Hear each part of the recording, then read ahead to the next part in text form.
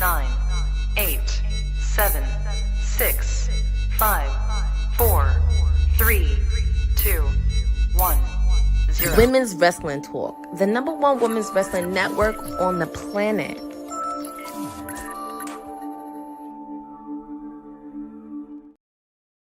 Buzz, buzz, my beautiful busy bees of the WWT universe. 'Tis I, your sweetest oos, wrestling with honey. And if you are seeing my face, you are seeing the blue. You know what time and what day it is. Happy Friday to you all. Welcome to the Honey Night SmackDown watch along as part of Women's Wrestling Talk, the #1 women's wrestling network on the planet. I will be your hostess with the mostest for the next 3 hours for the shenanigans that will be ensuing. We have a lot of action to cover tonight. We are still on the fallout of the Royal Rumble. And speaking of the Royal Rumble, the Women's Royal Rumble winner of 2026, Liv Morgan, it will be in attendance tonight. We have 2 of our Elimination Chamber qualifying matches kicking off tonight as well, since we are still on the road to WrestleMania. And first stop is Chicago for the Elimination Chamber. So we are kicking that off tonight with 2 triple threat matches, one for the men's and one for the women's. We have Chelsea Green, Lash Legend, and the returning Tiffany Stratton. And on the men's side, we have the Viper, Randy Orton, Aleister Black, and the MFT's leader, Solo Sikoa. And I'm very, very happy about Aleister Black being on this card. I'm not really particularly happy about the match he's in because I feel like my guy's going to get screwed. But we will see what will happen tonight with that. We also will have the fallout from the Rumble as well. We have also a reoccurring rivalry, I would like to say, if we're taking it back to the New Japan days. We have the continuation of the rivalry between Tama Tonga and the great Shinsuke Nakamura, the king of strong style, and them two will be facing off tonight. I'm wondering what is also going to be happening with the United States title picture for the men's side. Will Carmelo Hayes issue another open challenge, and who will answer the call? And of course, we have women's tag team action as well, which I'm going to very much enjoy because I love to see women in the tag team picture doing their thing. And we have RHIYO defending their titles against the #1 contenders, KIANA James and GIULIA, the current women's US champion as well. So lots and lots and lots to cover and to go through for tonight. And I'm excited to be here with you all to be able to get into it and react to it and see what will go down and see who will come out on top tonight. All the ladies entering the building earlier today, and I hope they're ready to go. Zelina and Aleister Black on my TV. Thank you very much, because this is what I've been asking for. I guess the "What Do You Want to Cry About" segment from this past Thursday on Kayfabe really worked. Here they are. And Aleister Black will be going against Solo Sikoa and Randy Orton to further enter and punch their ticket into entering the men's elimination chamber. And right now we have the WWE Universal Champion Drew McIntyre on his way to the ring. And of course, he's got a lot to boast and brag about, because we saw what he did to Cody Rhodes at the Royal Rumble. He completely ruined his opportunity and ruined his shot to try to advance to even get a title opportunity against him. And I know Drew McIntyre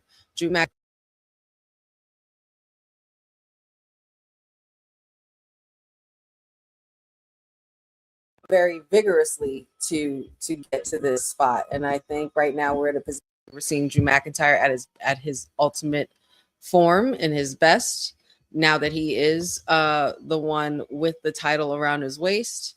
And, you know, after losing it in seconds at WrestleMania 40 in front of a crowd, after being embarrassed like that, I would hope that this man is going to do everything he can to make sure he holds on to this title. And oh boy, here we go. All right, now we got Cody Rhodes on the attack. And of course, we knew this wasn't going to be an easy feat for Drew McIntyre, because Cody is absolutely pissed, and rightfully so. Like I said, he ruined his opportunity at the Royal Rumble. Oh, well, cry about it.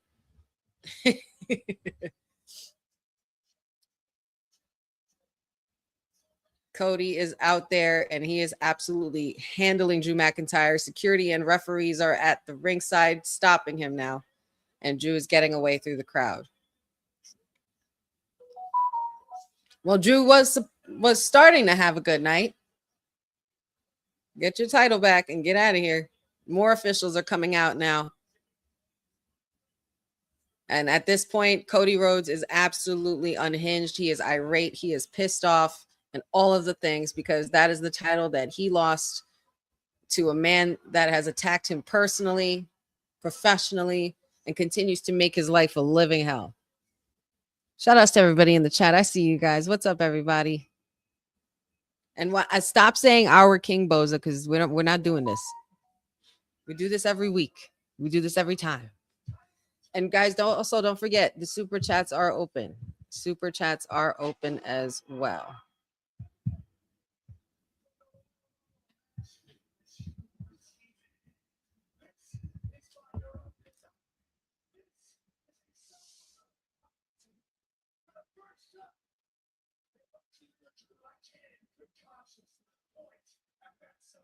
That's right. You can't point at that sign anymore.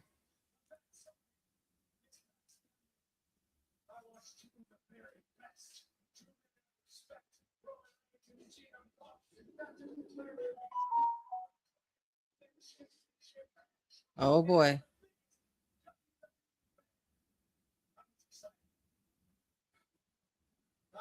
Oh, he's bigging up the Roman and CM Punk promo from this past Monday as well.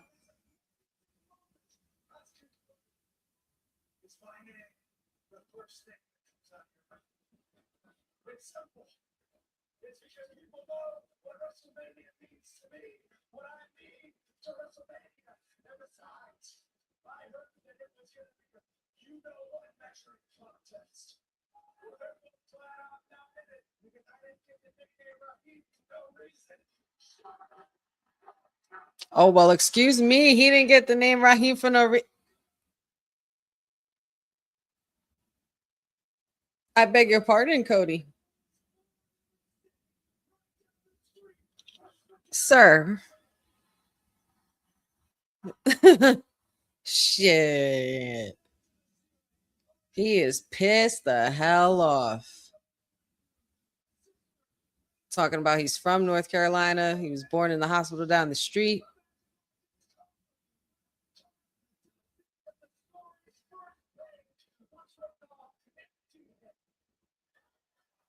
Huh.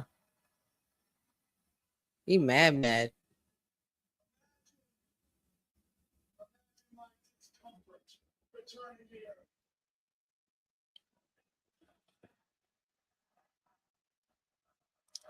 The crowd very, very, very amped right now. Cody is on fire, y'all. Cody Rhodes.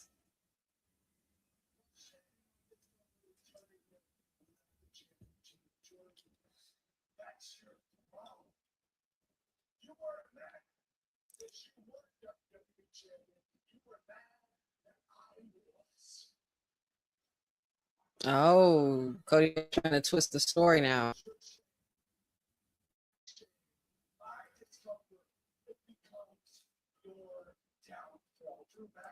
My shame will become your downfall.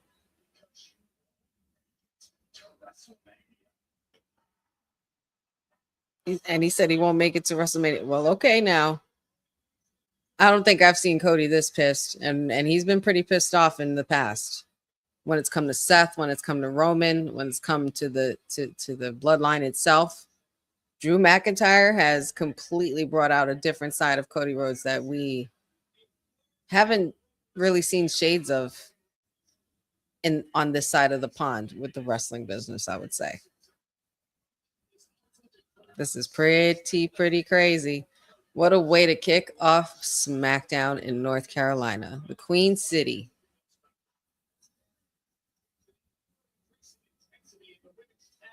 Ah, yes. So the women's tag team titles are going to kick it off. There they are. The number one contenders. We got the Women's United States Champion Giulia with her assistant KIANA James.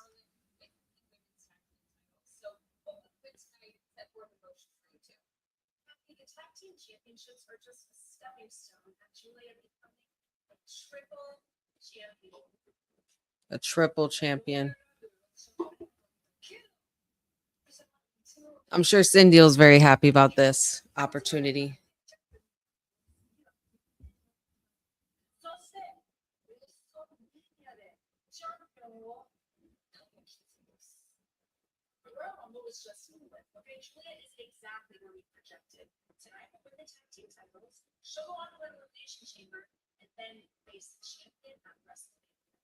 Wow, so we're looking to put 3 belts on Julia. Is that their intention, according to this interview right here?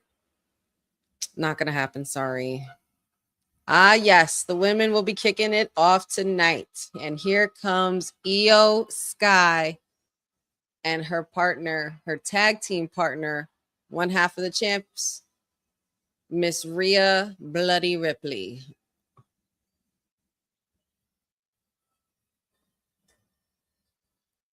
Io emojis everywhere.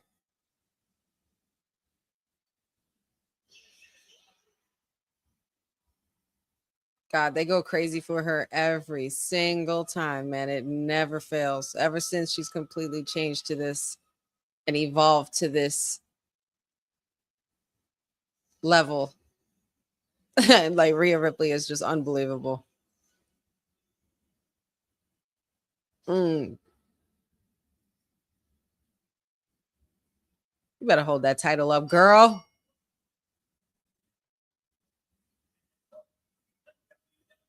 Rhea, these outfits, girl. Very Jekyll and Hyde, very Two-Face. The white and black, I like the yin yang in there. I like that.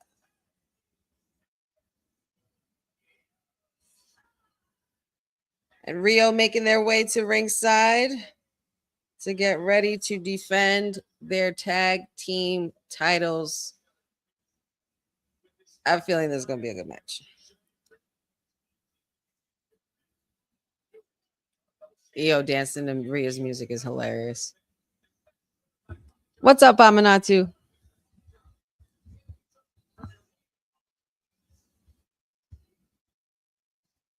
All righty, up next, first commercial break. Indeed.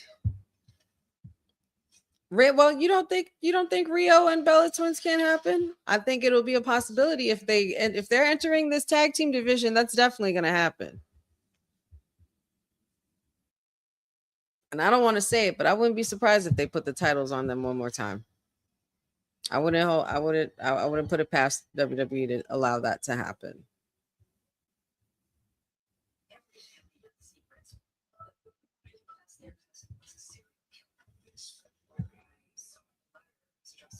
Oh, thank you very much. Thank you very much. Little retro SmackDown shirt for you. Thanks, Lewis.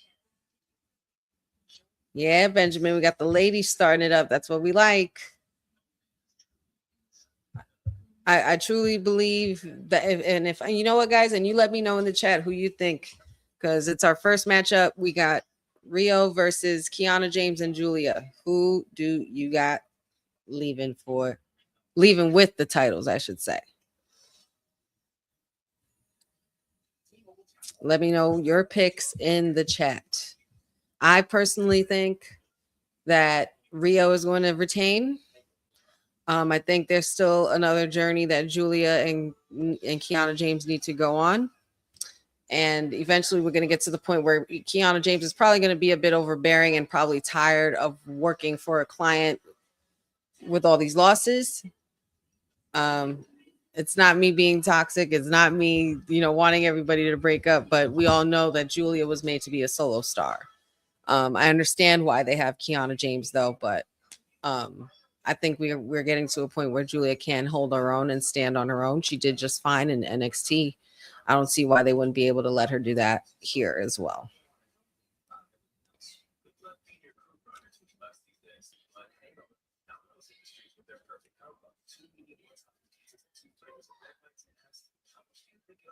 Ooh, that's a good question.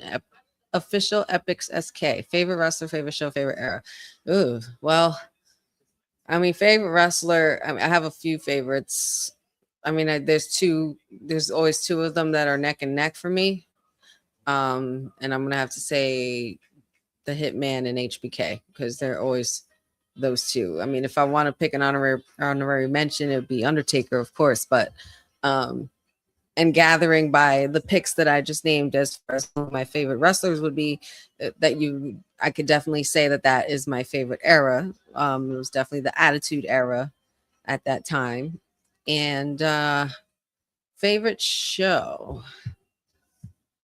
I'm gonna have to say Raw, only because the first show I ever went to was a Monday Night Raw, and I mean, it's been the flagship show for years for WWE, so I would have to say, yeah.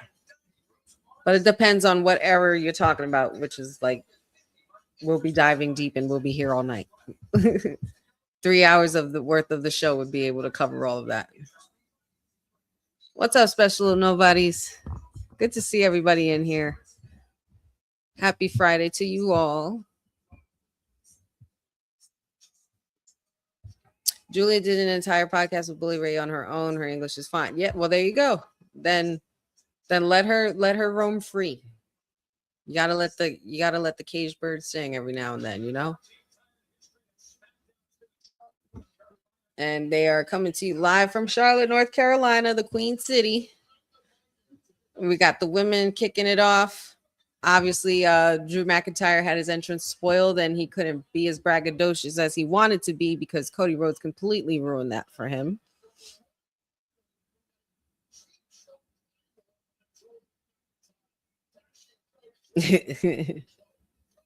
Oh, nice. You'll be going to Raw. Dope. Yeah, Courtney was just at Raw in Philly. I was okay. I was fine when she won the Rumble, but the right person won. I was fine with Liv winning the Rumble. She wasn't my pick, and you know we win some, lose some. But I initially picked Chelsea Green to win, but seeing Liv Morgan do it and punch her ticket to the main event and finally become a main eventer, that made me happy to see. She's worked so hard for it. Oh, what's happening here with Adam Pearce? I mean, Nick Aldis.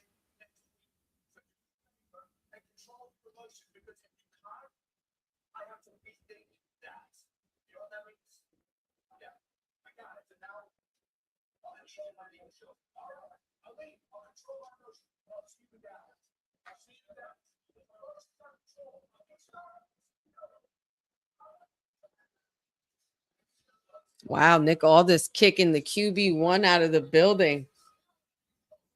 Huh. That's saying a lot. That's saying a lot. I wonder what Dion would have to say about that. 1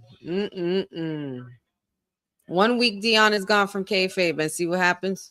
Everything falls to shambles with Cody Rhodes. Oh, by the way, guys, I know I saw a certain voice in the chat, but just so you know, I'm not alone. Say hello to Papa Honey, everybody in the flesh. Watching along with us as well tonight. So we got a little guest with us, and we're just gonna chit-chat it up for the next 3 hours about some wrestling. It's an honor to be in the Beehive.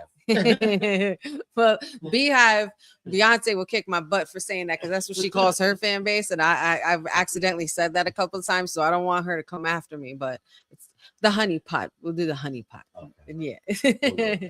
Everybody's saying hello to Papa Honey in the chat. And here we go. The number one contenders are at ringside. Courtney's in the building as well. What's up, Courtney?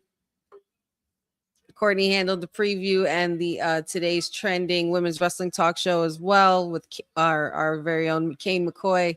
They always do such a bang up job together. And shout outs to Courtney for the alley-oop with the preview for SmackDown tonight before we had our watch along.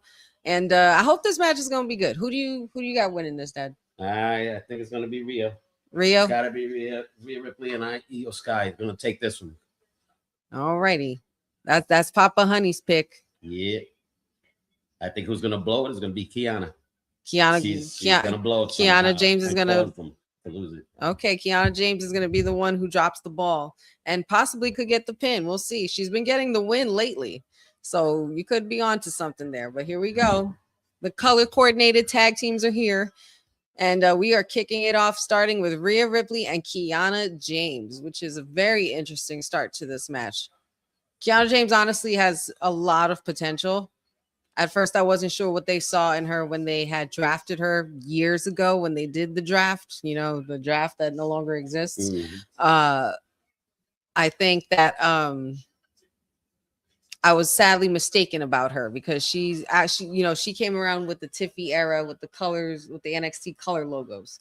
And after that, she got injured when she was when she moved to the main roster and whatnot. So she had to take some time off. But seeing her work the last few weeks and the last the last months that she's been here with Giulia since she came about to being Giulia's assistant, there's been a lot of there's a lot you could say that she is more than capable of handling when it comes to working the crowd, working the being in the main event, not main event picture, but being on the main roster itself. So I think she's got a really good future ahead of her, as long as they do the booking right. Because apparently Road Dogg don't know what he's doing. And here we go. Okay, so Io wanted a piece. Now we got Io and Giulia. And of course, this is a nod going back to the, you know, Japan Pro and Stardom and all that. Oh, Giulia mocking Io Sky. Giulia's a lot more animated than I thought, too. I will say that. I still want Zelina to go get her lick back. I don't care what you say, Cindy. I love you, Cindy, but I don't care.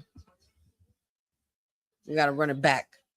Oh, nasty drop kick there by this genius of the sky, and she is pumping it up.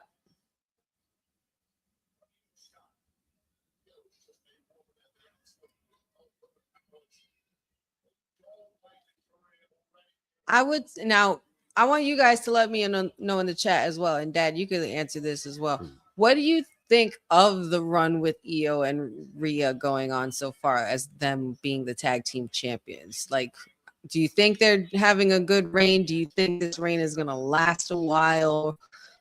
Do you think that they'll lose the titles before they get to WrestleMania? Or do you think they'll be part of the card? Like, where do you see the journey of Rhea Ripley and Io Sky? I gotta say, I love their run, but it's been notorious that Rhea has always turned on her tag team partner in the past. So I'm just wondering if that's going to repeat itself. Very, very true. Very, very true. That's a very good point.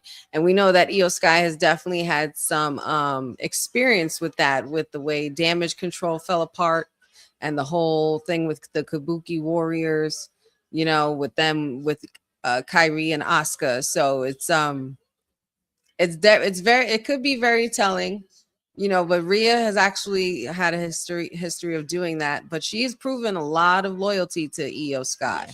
Yeah. And it's one of those things where I think that where this friendship really stemmed from was the fact that, you know, she was getting bullied and Rhea's like, no, you can't bully her. Nobody's allowed to bully her except me, type of thing. Sure.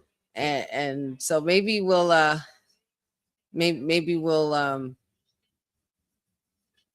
discover some friction between those two. Maybe we won't.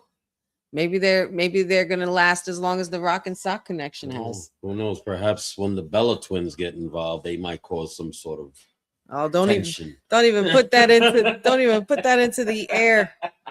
Don't even put it into the air. I don't know if I want that. Listen, Cindy, girl, I don't want to get sassy on here, okay?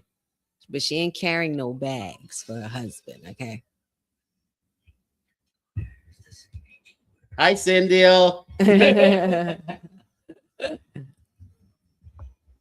That's true. We haven't seen Blair Davenport in a while. I believe the last I heard, I thought she was let go from the company. One of the names that really stand out to me that I know we haven't seen in some time since she got injured on TV was Zoe Stark. So, and that was due to injury, but she was released. Yeah, no, Blair Davenport was released last year in February. So literally almost a year to the date. Tomorrow would make it a year since she was part of the series of roster cuts that happened last February. So she's been out of here.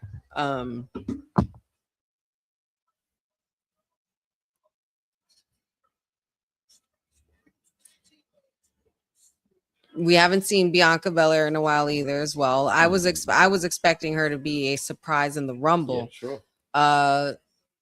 But I'm not sure, what her status is, regards to her injury or, what have you. We're gonna be seeing some. I feel like we're gonna be seeing all of that come to light sometime before we get to WrestleMania. You can't spell WrestleMania without the EST, so there's just no way that can happen. I wonder if we saw Obafemi destroy the Viking Raiders on Monday. I was gonna say maybe we'll see him do the same thing tonight, but he's not on SmackDown. He's on Raw now. Gas mask. You know what? I could totally see that. To be a post Mania return, like the Raw after Mania, SmackDown after Mania, something like that. I could see that for the EST. Who will EST go after? Oh, well, I predict it's Jade. Well, it would have to be That's Jade. the match everybody's been waiting for. It would have to be Jade. And then we got to see the closure happen from their relationship with being in the big three and with everything that happened at the last Elimination Chamber where she destroyed Naomi. And then we found out Naomi was the one behind it all from the beginning. And then when Naomi returns after her maternity leave, then what's going to happen there? Will Jade still be champion by that time for Naomi to take it back? Or will Naomi go back to Raw, take it back from Stephanie Vicker? Because remember, she told them Raggedy Heifers to keep that title warm for her before she left. So who knows what will happen later on this year. But I will say that I don't think Naomi's going to rush right back into everything like everybody thinks. I think Naomi's going to enjoy her time being a mom, especially a first-time mom, and she should definitely take the time to do it. I mean, of course, it's not my business to say what grown folks should or shouldn't do, but when if you're a first-time mom, and I know if it was me that was the first-time mom, I would want to be home a little extra longer with my baby. So I'm sure Naomi and Jimmy will be giving that baby a little extra love for a couple extra months before she actually fully makes a return. So, but we'll see. And we're back to the action inside. Irish whip from KIANA James, throwing Giulia to the corner. Io Sky blocks it out and is able to distract KIANA James, throw her outside. And Io really needs to make the tag on this. How you missed the punch? Good takedown by Sky. And Rhea is getting everybody fired up. Everybody wants mommy. Ring King. Yep, that's Papa, honey. He said, "What's up, Dad?" Yeah, but mind you, and I meant to tell the team this earlier this week too. Once you meet Papa, honey, he's your dad too. You know what I mean? Regardless of if your parental situation, this is strictly like your adopted dad now. Like once you're my family, you're his family too. So you're more than welcome to call him Dad. Rhea Ripley fired up, taking down KIANA James, looking for a power bomb of some sort of razor's edge. Giulia got the tag though. I don't know if Rhea Ripley saw it. Boot to the face. Oh shit! KIANA James with a roll up. Rhea Ripley able to maneuver. Oh my God, Io! Oh my God, Io! Good Lord, girl, she almost dove. She almost dove onto her head. Holy shit. What a crazy suicide dive by the genius of the skies. Rhea Ripley got KIANA James flattened on her face. Go for the cover. 2. Nope. KIANA James got her arm up. KIANA James got her arm up. Jeffrey said our internet dad.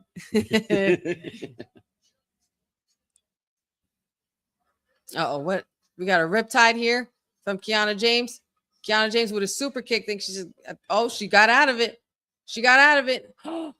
She's lifting Io off the rope. Power bomb onto Rhea Ripley. She literally used Io Sky as a weapon. Now for the tag with Giulia. Holy shit. Oh wow, that was a pretty cool sling blade. Oh my God. Oh my.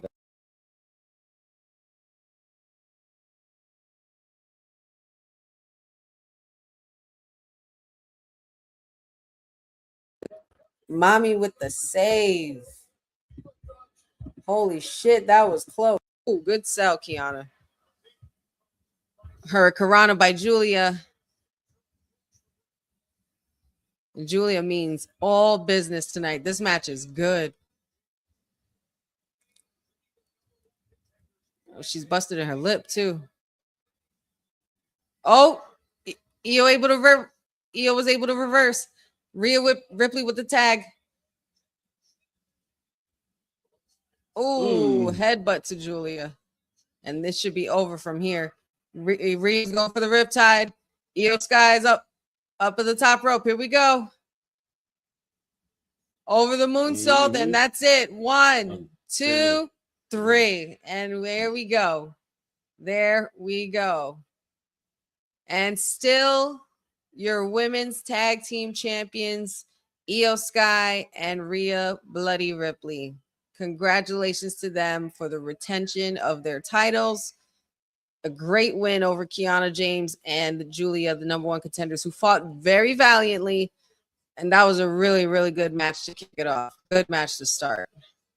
I like that. All right, now.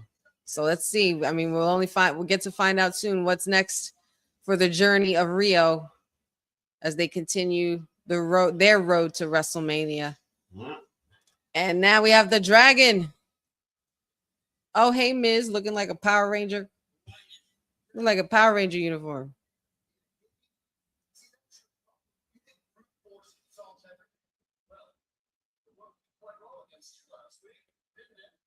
Strike up the orchestra. The Dragon is here.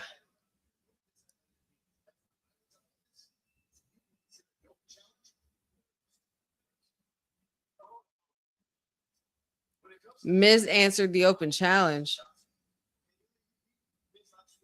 But I don't think Marlo even issued one yet.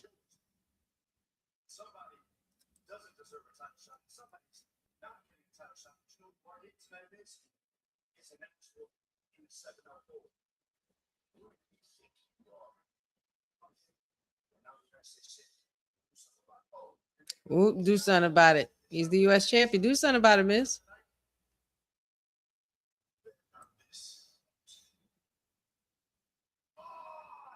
All right, well, Miz is on the way to the ring.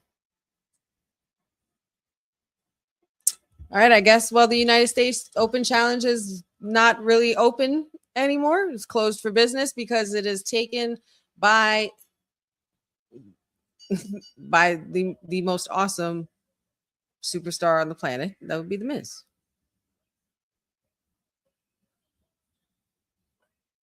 I like his gear, man. That's actually a pretty cool jacket. Yeah. That's pretty dope.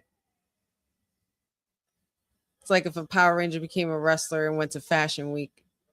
And Carmelo Hayes, the United States champion, will defend his title against The Miz next, guys. All right. And let me know in the chat who you guys got, Melo or Miz. I'm obviously going to go with Melo. Yeah, it's got to be Melo. I don't think it's going to be Miz anytime soon. Melo has improved drastically since becoming U.S. heavyweight champion. He has really, really amped it up. Yeah. And he's doing well. All his matches lately have been on fire. I mean, his matches since he arrived, he was the first draft pick, the first round draft pick to SmackDown. His first match was against Cody Rhodes. And Cody was champion at the time. Then you had the best out of 7 matches when Andrade was still there. Like, it's just been hit every time. But then once they seemed like they had put him on the back burner for a little bit. And then he did the US Open Challenge with Ilya, and then he also won. And so he's been on a good pace on a good route, I would say, since he's come to the main roster. He had to get away from The Miz. He did. And that's when in my opinion, that's when he started really. Because you know what's going to happen if you're with The Miz too long. He's going to betray you. That's our truth. He did it to Arch. Exactly. Case in point. Perfect example. You know what? And Ring King, I do believe he does. I do believe Miz needs a main event push. We need justice for The Miz. There's for Miz and Finn Balor. That's what I think we need for sure. But yeah, I'm going for Carmelo Hayes in this one. Miz don't Mellow don't Miz, and Miz don't Mellow. There you go. So he's literally has done it to every partner he's had, even down to John Morrison. Yeah. Miz and Morrison was a great time. Oh yeah, they were. That was a great time. Yes, it was. That was a fun time. R.I.P. to one of the most fabulous, most greatest tag teams in the universe. Yes. Morrison was very good, very athletic, very great, good wrestler. And he was good.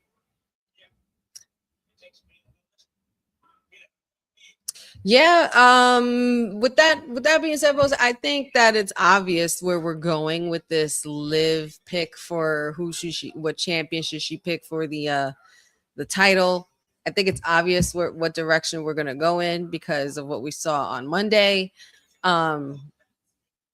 I don't know if Liv wants to smoke with Jade. Okay, I don't know if she wants that. I don't know if she was so. Kudos to her for being here. And you know, she's a brave champion. She's a brave former champion as well. So she's not one to back down from a challenge. She's not afraid. So I respect it. However, I don't know if she wants that smoke with Jade. And there's too many loose ends going on with Raw. And what are you gonna do? Go to SmackDown and abandon Judgment Day? I mean, technically you already have. You just haven't done it on paper yet or done it on TV for us to see. But I'm not buying it, Liv. Those ain't your sisters like you say they are. Stay tuned for the sisters drama. Don't dump each other out of a Royal Rumble. And sisters definitely don't pick up the title that the sister was just going for a few minutes before in the match. So, Liv, I'm on to you, girl. Drama. I'm on to you. Drama. Cat fight. Meow. But I think she will pick the Women's World Championship over Jade's title. I just don't see it. That would be a pretty cool challenge for Liv, though, to overcome the storm. That would be pretty big. Yeah. And she could. I believe she could. Liv has proved she could do just about anything. Yes, she can. Yes, she has. Yes, she has. Because she is carrying this new generation of women. But can we make a mention that when Liv eliminated Raquel, reminiscent of HBK back in the day, eliminating his bodyguard, Big Sexy Diesel, in the Royal Rumble, and how that conflict started. I think we're seeing a repeat of that. Yeah, history does have a tendency to repeat itself. It's basically like the mayor likes to say, a wash and repeat, a wash, rinse, and repeat kind of thing. Because it's always a good story worth recycling. There's nothing better than going into a tag team feud and making a friendship story and then turning it into the drama that we need. And I'm so glad, and we mentioned this a couple of weeks ago, but I'm so glad they finally got the him and not the meh thing going like they did before, which was absolutely absurd. All righty, there's the champion walking to ringside, looking prime, looking ready, looking like money. Yep. Thank God he got rid of that gaudy necklace he was wearing after. Yeah, I wasn't a fan of that Andre the Giant necklace. Yeah, it was like, no. Nah, I didn't need that either. It was a little much. Nah, a little much. Nah, I didn't need that either. I'm good without that. This is perfect. But trading that for this title, I'm happy with it.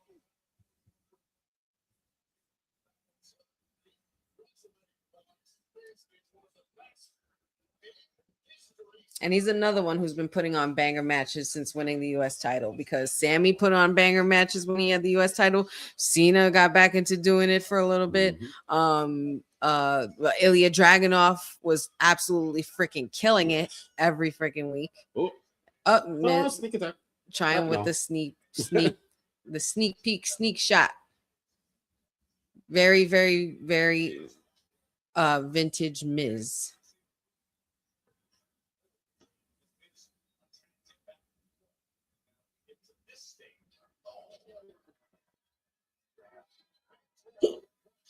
I was gonna ask, can you want give me a soda? Sure. I put one in the fridge, the Pepsi. Okay. Thanks. I ran out of my bubbly. Oh. I'm seeing a lot of Mellow picks in the chat as far as who's gonna win.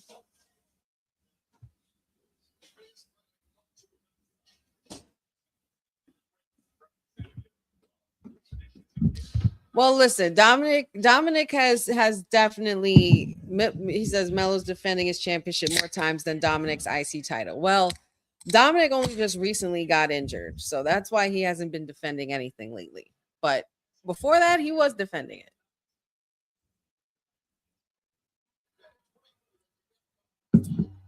And Charlotte is giving some pretty good energy so far for the night.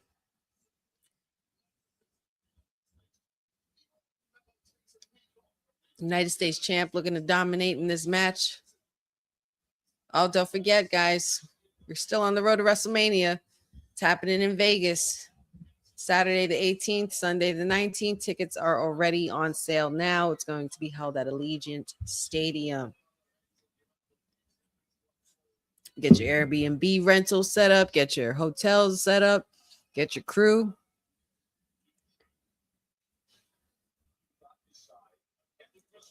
Do I think Brock Lesnar will face Gunther? I think he should. I definitely think it should happen at Mania because it's something that we were robbed of from WrestleMania 40. I believe instead of Sami Zayn beating Gunther, I think we were supposed to get Gunther retiring Brock. But now we're at a point where Brock is back inserted into the picture, so he's in the storyline, and he's definitely going to be at got to be at Mania. He's on the marquee, he's on the promo package for it and everything like that. So but as far as him and Gunther, I think that will come eventually. Not sure if it will happen at Mania because I'm not sure if we could come up with a good story to tell by then. You know, maybe SummerSlam would be good. A lot of people have been saying that, and you know, we know SummerSlam is Brocktown. That's his niche. So, but will it be a retirement match? As he's been on this run as a career killer, the career killer, it's possible. Right? Would he be able to retire Brock Lesnar? Brock Lesnar? Think about it though. How has Gunther been winning lately? He's been choking everybody out. That's probably the best way you can get rid of the beast. Yeah. Besides breaking down his legs and getting him winded up, you know, probably the best thing after all of that would be to choke him out, to tire him out to the point where you pass out the beast. We're never going to hit the end of Gunther. We're not. We are not. It's unfortunate because I used to be happy to do things like this. Gunther, the ring general Gunther. And now I can't even do that with pride anymore. But not after Cena, man. That was just gut wrenching. There's just no way. No way, Gunther. You wretched little bitch. So speaks Courtney. I'm so glad we snatched that clip. That was too funny. I wish I had seen that live too.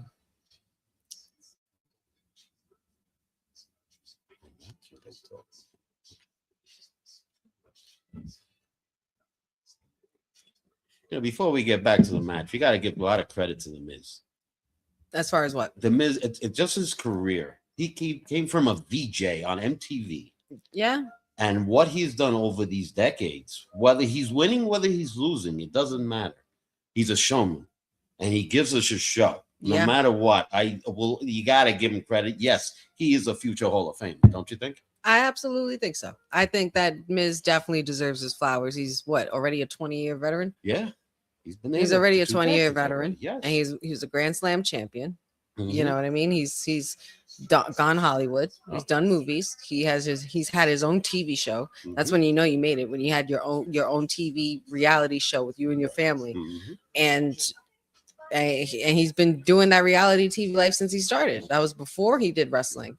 And people looked at him like he was an idiot. Talk about, I'm the Miz. Like, what's the Miz? What does that even mean? Like, it's just stupid. But now, look at him now. Yeah. How many superstars has he gave the push to? Lots. Which, and continues to do so. And he continues. He's doing it right now with Melo. And he continues to do so, indeed. Yeah, no, I agree. Yeah. Jeffrey says, and he married one hot wife. Yes, he did. Yes, he did. From a divas competition, no less. Okay. And beautiful children. Oh my God, his kids are gorgeous. Yeah, Miz is very, very, very a very good prime example of making your own success. Mhm. And he's probably one of the most original social media stars. Yeah. Or reality TV stars. Yeah. You know, because social media was just starting still Right. at that time. Like it wasn't booming as much as it does now. But MySpace and Facebook was just starting, and there was other things like other apps they used like that. Look at that sell. Mm. Yeah, he sells Yeah. it. He can sell it. Oh my God, he's good. Mello fired up with a little kip up there, putting a little pep in his step. I think we're going to see a suicide dive there. Oh, diving over the Oh. top. Oh, he hit the platform, but he braced himself. I don't know if he was ready for it, but Mello with a very sickening flip over the top rope there to the outside, throwing Miz back in. And I think now more than ever, Mello needs to capitalize, especially if he wants to leave with this U.S. title tonight. Oh, tried to go for the frog splash, but caught in Miz's knees, and that is 2 count right there from the ref. Miz almost got that off. That was very close, too close for comfort. You too, Willie. Hope you guys have a safe and wonderful weekend and enjoy the Super Bowl for those who are going to be watching. I will be too busy enjoying the Benito Bowl, so I don't care about football. Honestly, since last week or two, I haven't cared about football because, you know, me, your girl's a Steelers fan, and I'm miserable. I'm just miserable. So they don't want to see my team be great no more. And now I have a whole new team, a whole new coach, and I don't even know what to do with it. I don't even know if I want this. But all I do know is screw the Patriots. That's all I know. Screw the Patriots, please. Go Seahawks. Anybody but the Patriots. Okay. Thanks, NFL. From yours truly, the queen bee of WWT, the sweetest ooze. But yeah, I'm gonna be watching the Benito Bowl for sure. I can't wait to see Bad Bunny do his thing. And apparently he said he's bringing some friends too. Shit, y'all better get your congas and your bongos and your salsa dresses and your straw hats and your maracas, and you better get with it. Start stretching out those hips now, y'all, because he's gonna have y'all dancing. That's all I know. Oh, nasty power slam there by Miz. And still no 3. What does the Miz have to do to be able to capitalize on this situation? Oh, yes, Jeffrey. And you can't forget the chanclas. You got, look. Can't forget the chanclas. Ever. Not never. It's nice to see that Melo's knee is not really bothering him. The past few weeks, he's been favoring that knee. Yeah, true. It looks like he's moving pretty well on it now. Oh, well, yeah, look at that landing right there. Oh, try to go for the... Oh, no. Oh, snap. Oh, whoop. Skull crushing finale, but he flipped out of it. First 48. 1, 2. And that was a 3. I think that's the first time I've ever seen somebody flip out of the skull crushing finale. Yeah, I've never seen anybody maneuver out of before. that before. That was pretty cool. That was very unique. And still, your United States champion. Congratulations to Carmelo Hayes for successfully retaining his United States title against a really awesome match, no pun intended, against The Miz. So very, very well done. Another great way to continue to help Melo get on that rise and get on that rocket like he needs to. And another successful win under his belt. Good for him. Good for him. Until next week, enjoy your weekend, Melo. What time is it? Oh, what time is it? What time is it? I believe it's Tiffy time, because she is gracing us with her beautiful presence here.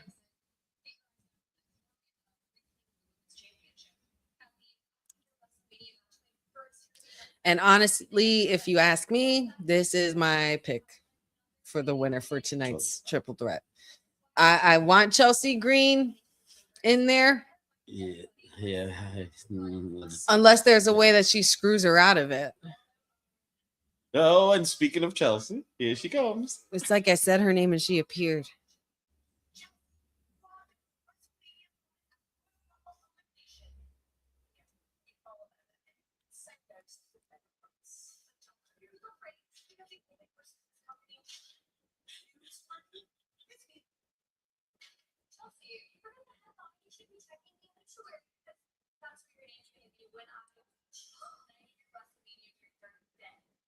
Oh, she said, I'm going to put you in the obituary, girl. What? Chelsea is such gold, though. She No matter what, is. She really is. I love her character. She is. I'm telling you, man, I really wanted to get on a jersey to Chelsea Mania, but I guess we're not going that route. But if she somehow gets out of this unscathed, which could possibly happen, right now we have 1/3 of the competition for this triple threat elimination chamber qualifier for the women's side. We got a whole lot of women right here. The bougie bully herself, Lash Legend, also known as the future Mrs. Williams. That's chick wifey. You think Naya's okay with this? I don't see why not. I don't see why not. Are you trying to stir the pot? I just might. Okay. Okay. All right. So, everyone, who is the pick to win for tonight? Let me know in the chat what your thoughts are, who you think is going to come out of this triple threat, the winner, and advance to the elimination chamber for a spot against the champion at WrestleMania, potentially. We got Lash Legend, the bougie bully, out at ringside already, accompanied by her partner, Nia Jax. And then we also have Chelsea Green, who's I'm sure going to be accompanied by Alba Fire, and Tiffany Stratton, who will be accompanied by no one, because why? She don't need nobody. And you still didn't call by his service, the application you put oh, in? I think I've given up on that, the application for the Secret Harvest, because she just hasn't been answering. She hasn't been answering my emails. So make some phone calls. I would think, you know, you would think that she would get back to me on these things, considering all the protection she needs right now. But no. She doesn't know what she's missing by not having the sweetest oos. Yeah, man. I would do a lot of damage. The bee will sting. but my as much as I know I've been advocating for Chelsea a lot and going the Chelsea route, watch the moment that I don't pick her. She's gonna win. But I'm actually gonna go with Tiffy time. I feel like Tiffy is on the way back to her journey to the main title picture. She does have to get a lick back on Jade as well. So I feel like we should definitely touch upon that, because Tiffy versus Jade at Mania or even Chamber sounds pretty dope. Yeah. But then again, Jade, I think, is going to be going after, or Jordan Grace is going to be going after Jade, I think, for Chamber, because Tiffy, if she wins tonight, she's going to be in the Chamber to qualify, which then have them advance at Mania. So, yeah. So it's a tough pick between Lash being her first possible Elimination Chamber match, but then you have Tiffy, who is the ex-champ. She is she was in top tier. She was in an Elimination Chamber match her first year. Oh, that's right. And she was the most popular when they were. Yeah. Which way did they go with this? But then they might throw us a curve, and it might be Chelsea. Yeah, you never know.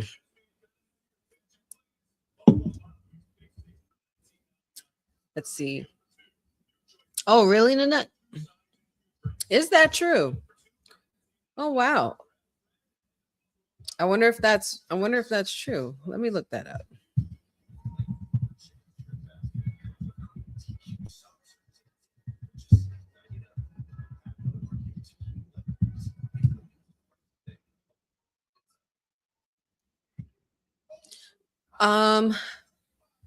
There's not necessarily no mention of that in regards to Alba Fire, as far as what I'm seeing here, but that apparently could be a rumor. You never know, but either way.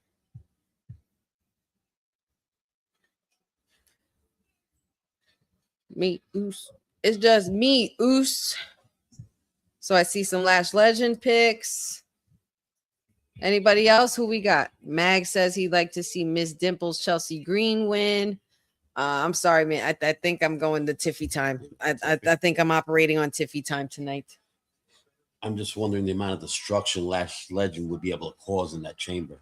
Some busted up pods, people going through pods. True, true.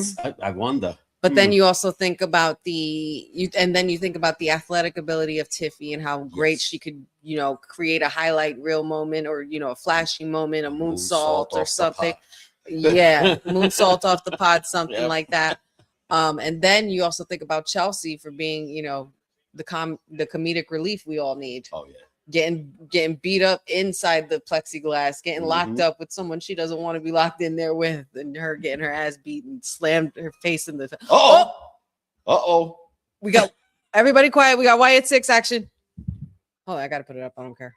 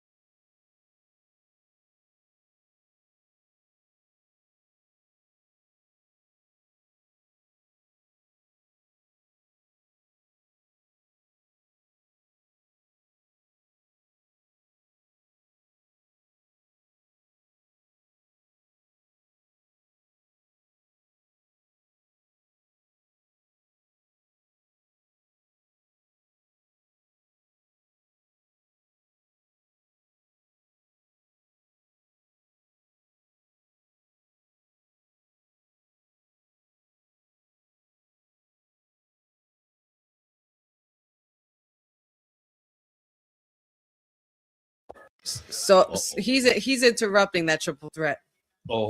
Howdy's interrupting that triple threat. That's basically what that message was about. Yeah. He has cryptic messages in all of his vignettes, and that was basically a preview saying, I'm gonna screw up your chances of advancing tonight. So yeah, and he's gonna make sure it happens. And the only time it will happen is when you're all alone. Oh boy. I don't think Solo knows what he got himself into. Oh, he definitely doesn't, especially after he stole the lantern. You want to talk about blasphemy? And there she is, Miss Madam Newsworthy, Chelsea Green, mixed tag team champion of AAA Lucha Libre, alongside Ethan Page.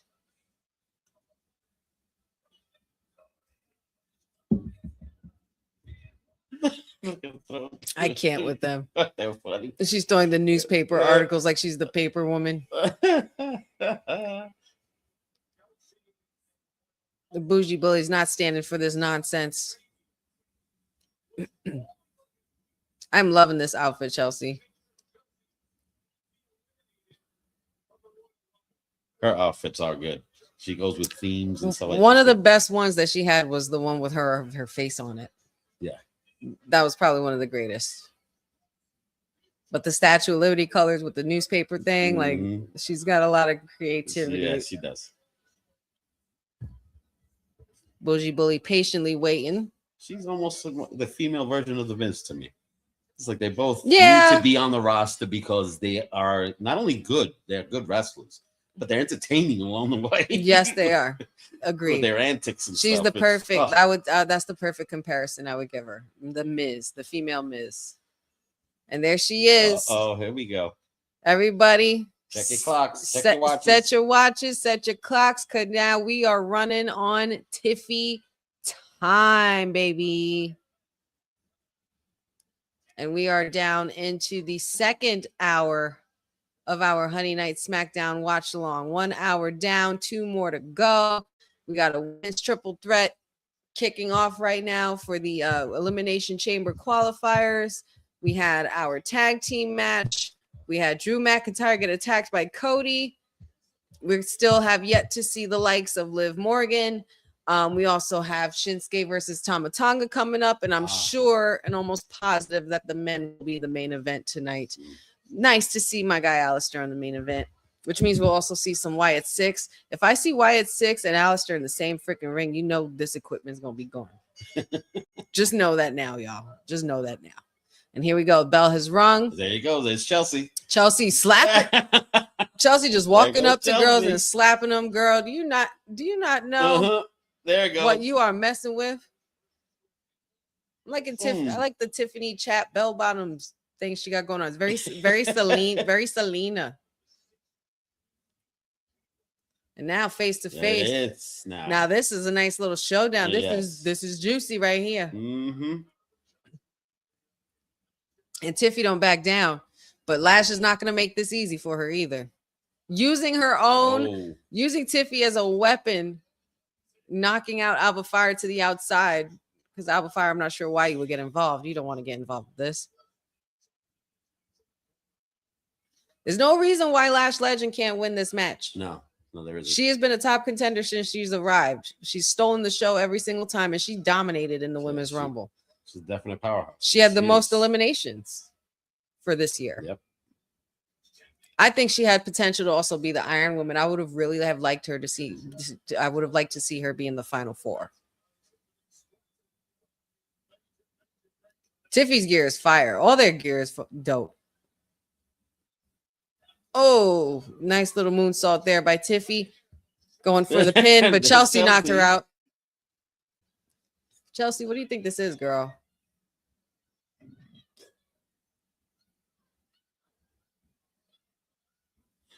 A lot of this back and forth, and Lash is about to be like, listen, I don't got time for this. We got time. We either fight or we don't, because I'm trying to win. And now it's 2-on-1 now in this case. Knocking off Lash Legend to the back, to the outside, even though she was on her feet. Chelsea tried to cheat with the pin.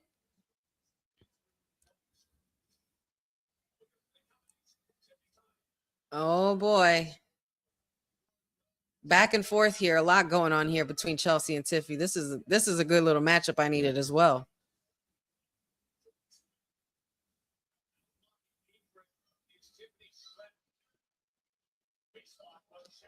Great move by Chelsea. Very, very much a veteran move right there, just to get Miss Tiffy time distracted.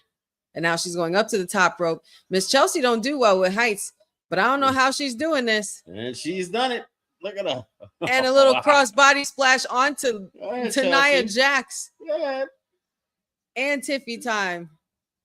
Pointing to the sign because she wants to pledge her allegiance and make it to WrestleMania. And oh my God, a nasty boot there. There goes that. Very short-lived. Well played there by the bougie bully, Miss Lash Legend. Listen, she's got star written all over her. Yeah, she does. Like, if you don't book that woman as a star, then there's something wrong with you. Absolutely something wrong. Proper guidance, proper storylines, proper. Yeah, she is destined. Yes, indeed. I agree. Oh, and don't forget, guys, quick reminder, in 2 weeks, not next week, but the following week, 2 weeks, SmackDown will be on Sci-Fi due to the Olympics. So make sure you guys adjust your DVRs or what have you, or your apps, and make sure you guys have your recording set for Sci-Fi, not USA Network, in 2 weeks for SmackDown.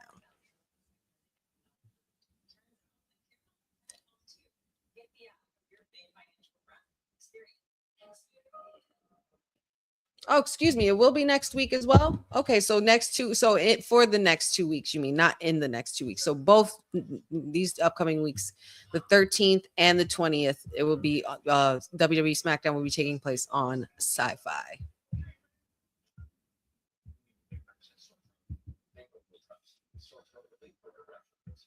And it's going to be good.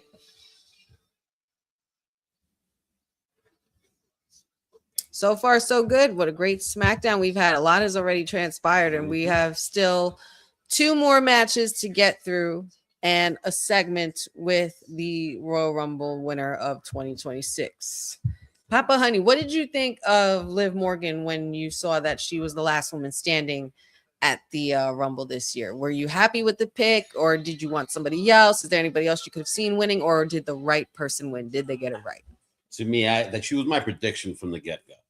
I really thought it was her. Once I saw her eliminate Raquel, I said, that's it.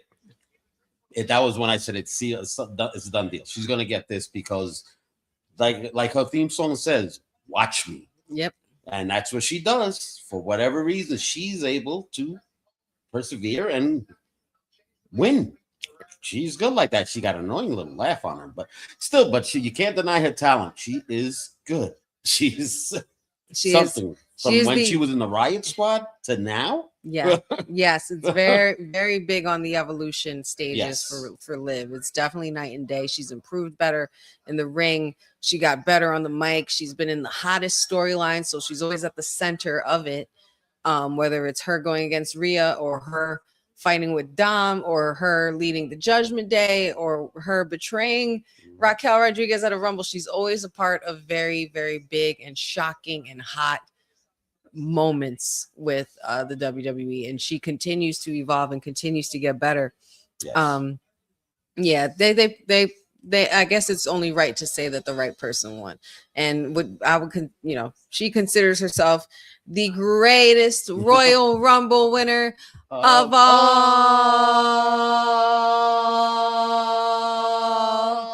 time.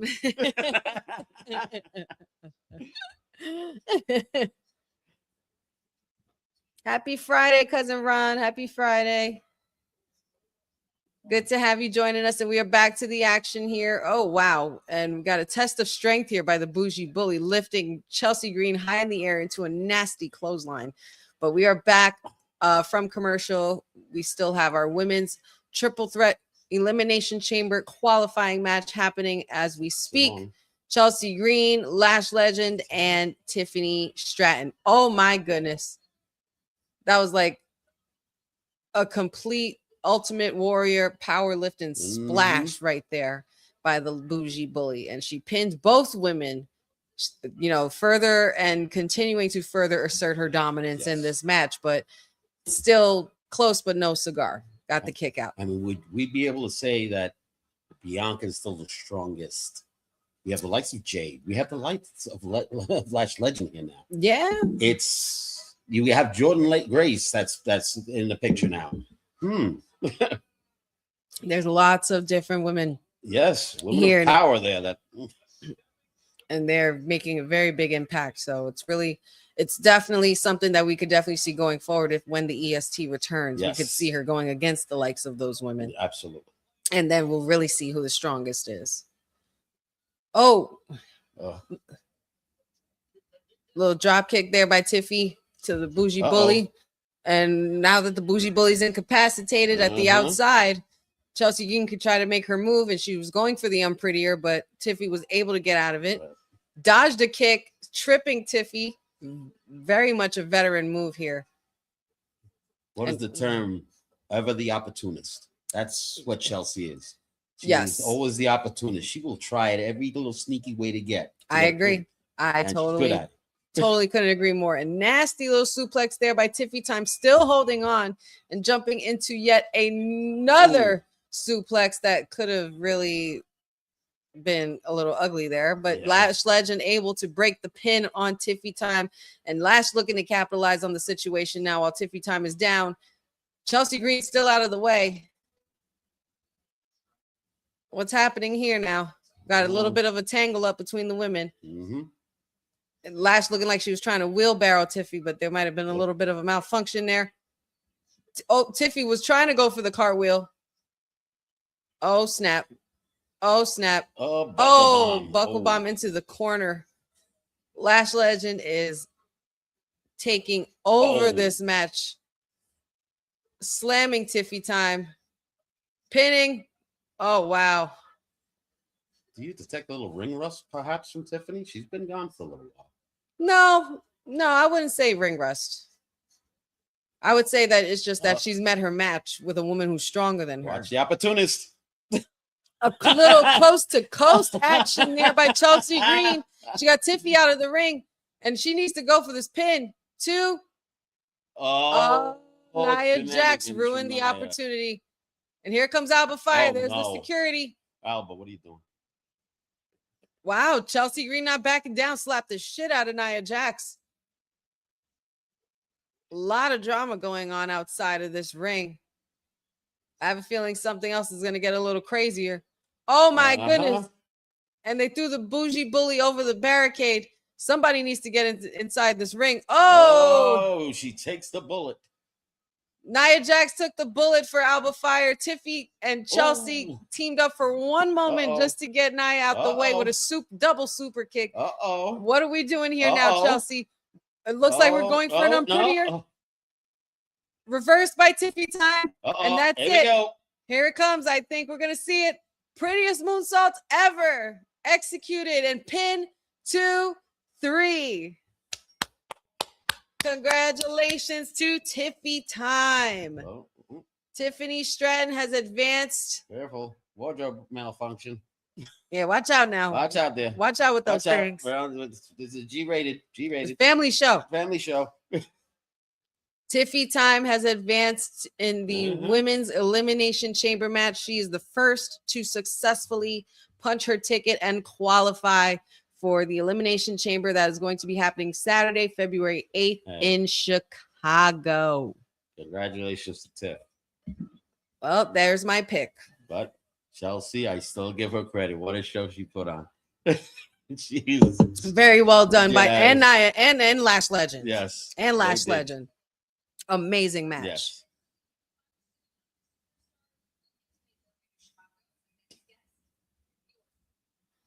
Randy Orton, the Viper is here.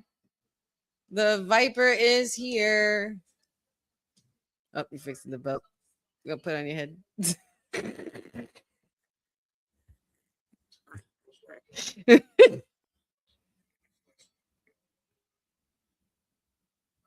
What?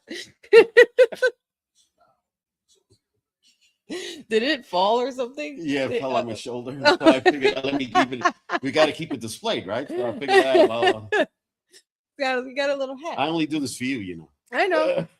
I appreciate the support. Oh my God.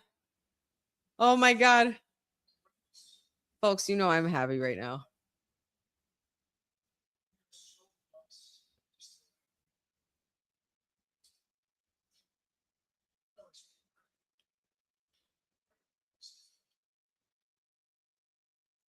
I feel like we're gonna see more between these two.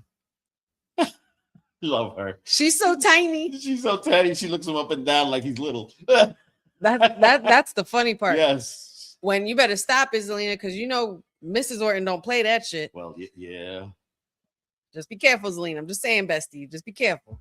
Yeah, I predict shenanigans in this match. Yeah, I think Alistair just put a pox on Randy. Yeah. And Solo put one on himself when he got a hold of the lantern. And Uncle Howdy's definitely coming for that ass tonight. So, of course, she wants Randy to lose. Why wouldn't she? She wants her husband to win and Randy to lose. That's what any wife would want who's in support of her husband. Yep, and that was Aleister Black, ladies and gentlemen. Aleister Black will be on TV. We will see him later on tonight in a triple threat match against the Viper Randy Orton, as well as Solo Sikoa in the middle of that. So I think a lot of shit is going to go down within that match, considering what we just saw with Aleister and Randy. And then, of course, with the message we got from Uncle Howdy. So I'm really excited about that. Lynette, I will not discuss anything that has to do with Aleister and Damian Priest being in the same sentence. I will never discuss it again. I will just pretend like that stupid match did not happen. We are on to bigger and better things. Yeah, there's no way you can go from a face-off with Seth Rollins and Cody Rhodes on your return to then get mauled by Damian Priest in a stupid gimmick match, and now WWE thinks I'm going to forgive them because they're back on TV. All right, fine. So what? They listened to me. So what if I went on a rant and cried about the fact that I didn't see Aleister Black and Zelina, my two favorites, on my television screen?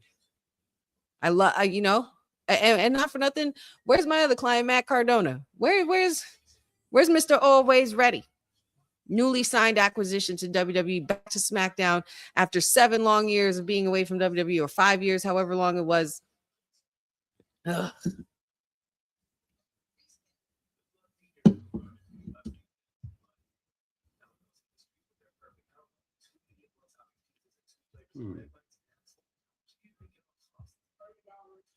Ooh, good question, Lynette.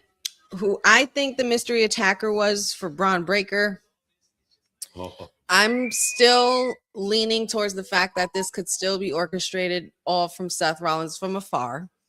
We know that Austin Theory was one of those men. And after doing a lot of careful and insightful thinking and mulling it over and seeing what the IWC has been saying, I personally am going to say that this is the work of Logan Paul. That's what I am going to say. I think that Logan isn't as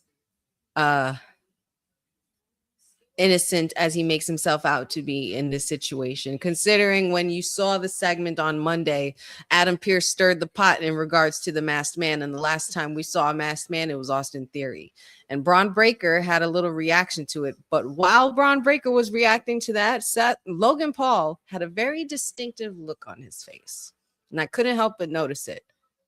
But I think Logan Paul is the real mole, if not the second one, and working with Austin Theory under Seth Rollins. And there's someone else that Paul Heyman is talking to on the phone. A lot of people keep forgetting that there's someone that Paul Heyman has been speaking to that apparently Adam Pearce is a little threatened by in regards to his authority as the general manager of SmackDown.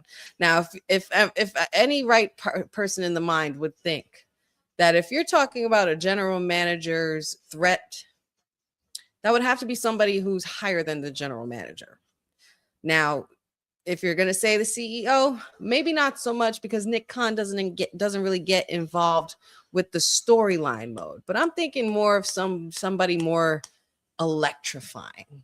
I'm thinking more at the board, the head of the table of the board. A final boss, if you will, if you smell what I'm cooking. I get where you're going with that. Could it be the guy that CM Punk calls the bald fraud? I think it could possibly be. Could it be? I think it could be. Well, it would be about time, because we've been freaking being teased about The Rock for how long now? Since the Cena turn, and he's been MIA. We need The Rock back here, especially for WrestleMania. It's literally, if anything, for WrestleMania. We're literally going on a year without seeing the final boss on television. And I'm wondering if maybe they're scratching it off entirely because it's gone stale and they're entering it in a different way. But just imagine, I mean, it would make all the sense in the world for The Rock to be the one at the helm of the vision, wouldn't it? Because think about how Seth sabotaged his main event for WrestleMania in WrestleMania 40 when they were pushing for Rock and Roman. And then Cody had to insert himself and say this was bullshit because I won the Rumble. And Seth got into their business. He got involved with the bloodline rules. The Rock is not going to be able to forgive that. Yeah. So what better way to do it than to order men like Braun Breaker and Bronson Reed to strike, to offer them a better deal, and to have Paul Heyman at their side. That's a pretty wild faction, if you ask me. I have another angle, though. Paul Heyman was the one that screwed over his cousin Roman. Yes, he did. Could The Rock be playing Paul Heyman?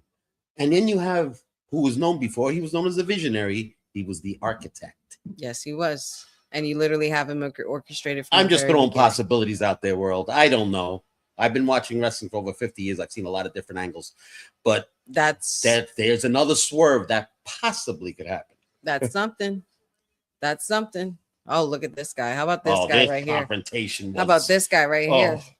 The ruler of NXT, former NXT champion, North American champion, probably he's definitely going to become in the future, but is already proving to be one of the best and greatest investments out of the NIL program that the WWE pretty much uses as like a factory to build superstars. And that's where Obafemi came from. Who's better to push over than a Brock Lesnar? Mm-hmm. Lesnar has nothing to prove. He's on his way to, oh my God. We got Kit Wilson. We got a Kit Wilson sighting, everybody. Kit Wilson. Everybody get your muscles up. Get them hips. Kit Wilson, the antidote in motion.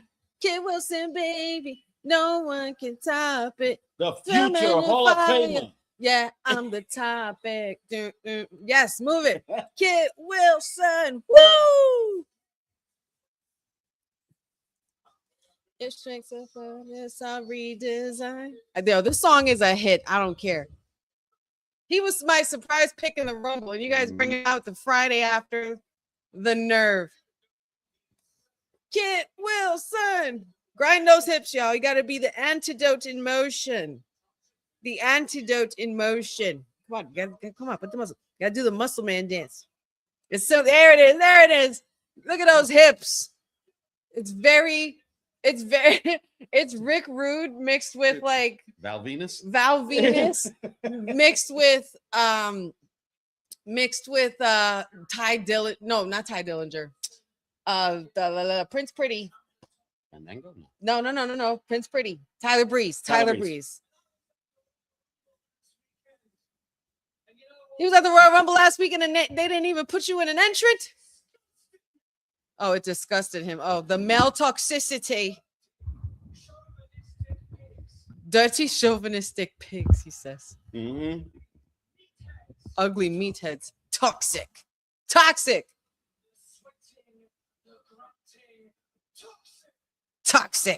I agree.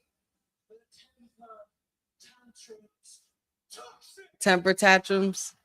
It's the pearls for me. It's the pearls. Yeah, the pearls is something else.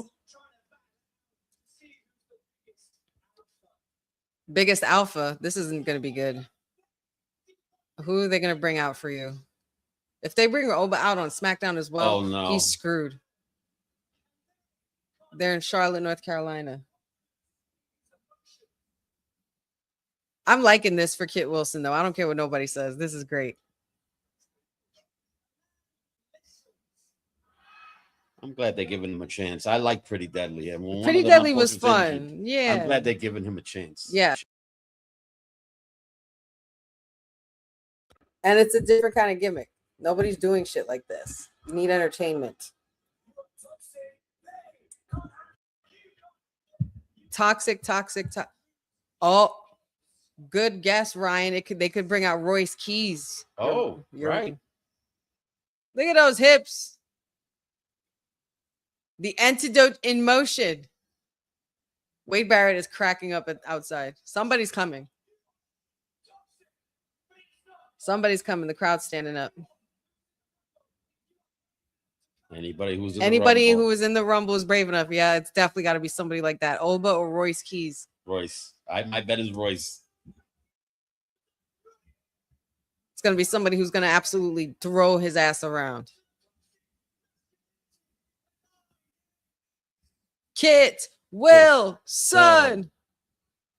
He's getting it. Oh, lights went out. Ah! Oh, damn. Oh. Everybody never hear it? Who? Uh-oh. Who? Woo! Who? Yes. Time to strut, y'all. Mm-hmm. Get your strut on. Let's go. And oh yeah. The ruler, the leader of the Big Back Coalition is here. Oh, poor you kid. hear that? Oh, but they are so loud. Oh my God. Oh, but freaking Femi. He hasn't signed officially to a show yet, right? He hasn't signed anywhere. Right? To which but brand, he made his right? match debut on SmackDown. Well, he did a Saturday main event. Right. He destroyed 2 men on Raw. He came at the Royal Rumble. We hadn't seen, we hadn't seen him since Saturday Night Main Event. Yeah. So and now he's going to Kit Wilson. Yeah, Oh, I'm so sorry, Kit.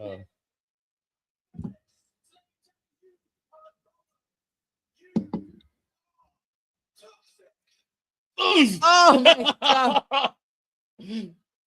Let's go. Ring that freaking bell, man. It's over. Oh, this is going to be over real fast. This is a squash. Oh my God. That's a big man. Look at him, man. Oh. I've never seen a big man move like this, man. Holy shit. Oh my God. Dropped him like a bad habit. And he is on fire. Where is Will? Where is the councilman? He needs to be here. Nasty little ball from 2 and 3. That's it. He didn't even get a chance to take off his vest. That's it. Wow. What you think this is, man? Total domination. Yep, Total there he goes. domination. My man dressed up like the Usos in the front. He got the strut. Let's go. The ruler. Look at this image. 2 images in a week of this man demolishing grown-ass men. And on Monday, he defeated 2 of them. And no slouches either. Big men. No slouches. This man defeated 2 big backs. Yep. Look at We have R-Truth. little R-Truth. R-Truth is doing the strut.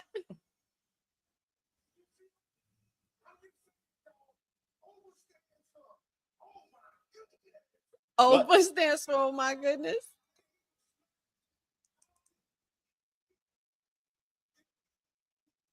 Eating people. I don't even know if that was his official finisher. That wasn't the fall from grace.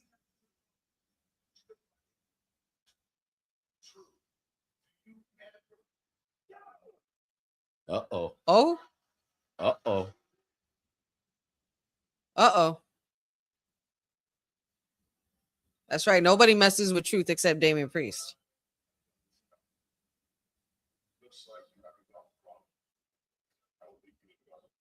Right. Don't touch him. Don't turn your back on him, Damian. Right. Okay, we're good. Drew's on his way out. He's on his way out to the arena. Uh-oh. Wow. Well, okay. I was not expecting an Nova match on tonight's card. That's fun. That was a fun surprise. Yeah, that was nice. Very good. Yeah, they did not say anything about that. Yeah, I like that. Pre-show, so. Well, let's try this again, Drew. Might want to keep some eyes on the back of your head this time. Well, Cody's out of the building. Cody is out of the building. But apparently. But there is someone else that's in this conspiracy. Oh, the werewolf. Exactly. The Samoan werewolf. The Samoan werewolf might be lurking. Just because Cody's safe and Cody's out doesn't mean that Drew's entirely safe. Exactly. As long as you still have that title, you have a target on your back. All righty now. Let's see what transpires. Let's see what Drew has to say now, being that he has entered the ring successfully this time.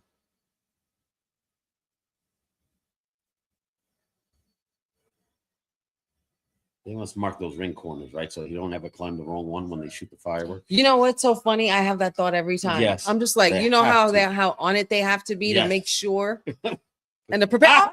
What did I say? I called it. You said it. Never doubt Papa Honey. This is the second time. This is the second time this man has been interrupted on his entrance tonight. And Jacob Fatu, get it.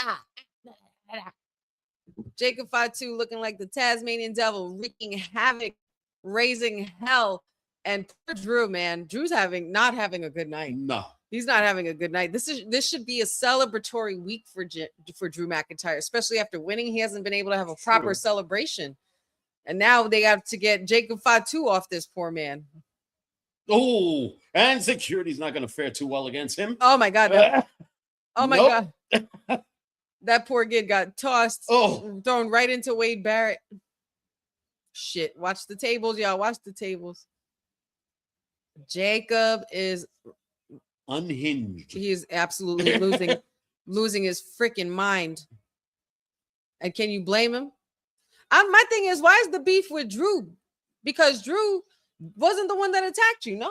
Well, we haven't ascertained that, and maybe Jacob doesn't necessarily know that for a fact yet. I feel like that's something we really need to get to the bottom of it, because if they don't address it, that's going to be something they missed out in a story plot point. And it's not good for like continuation purposes.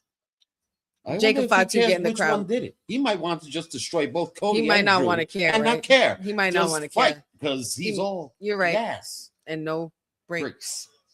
So well played. Oh boy, Jacob. First Cody, now Jacob. Drew is not safe anywhere as of right now. But this is what happens, Drew. I love you, Drew, and I respect the journey you've been on. But this is what happens when you tell the truth a little too much. You get your foot in your mouth, and then you get a title, and you talk all the shit, and everybody's coming for it now. Everybody's coming for it, man. Holy cow! And speaking of coming for it, there's going to be a qualifying match for the triple threat men's elimination chamber. qualifier match with Aleister Black, Damian Priest, and as well as Solo Sikoa. So we're going to be anticipating that. I'm sure that's going to be coming up at when we hit to the 10 o'clock hour, because that's going to take up most of the evening. I think that'll be the main event.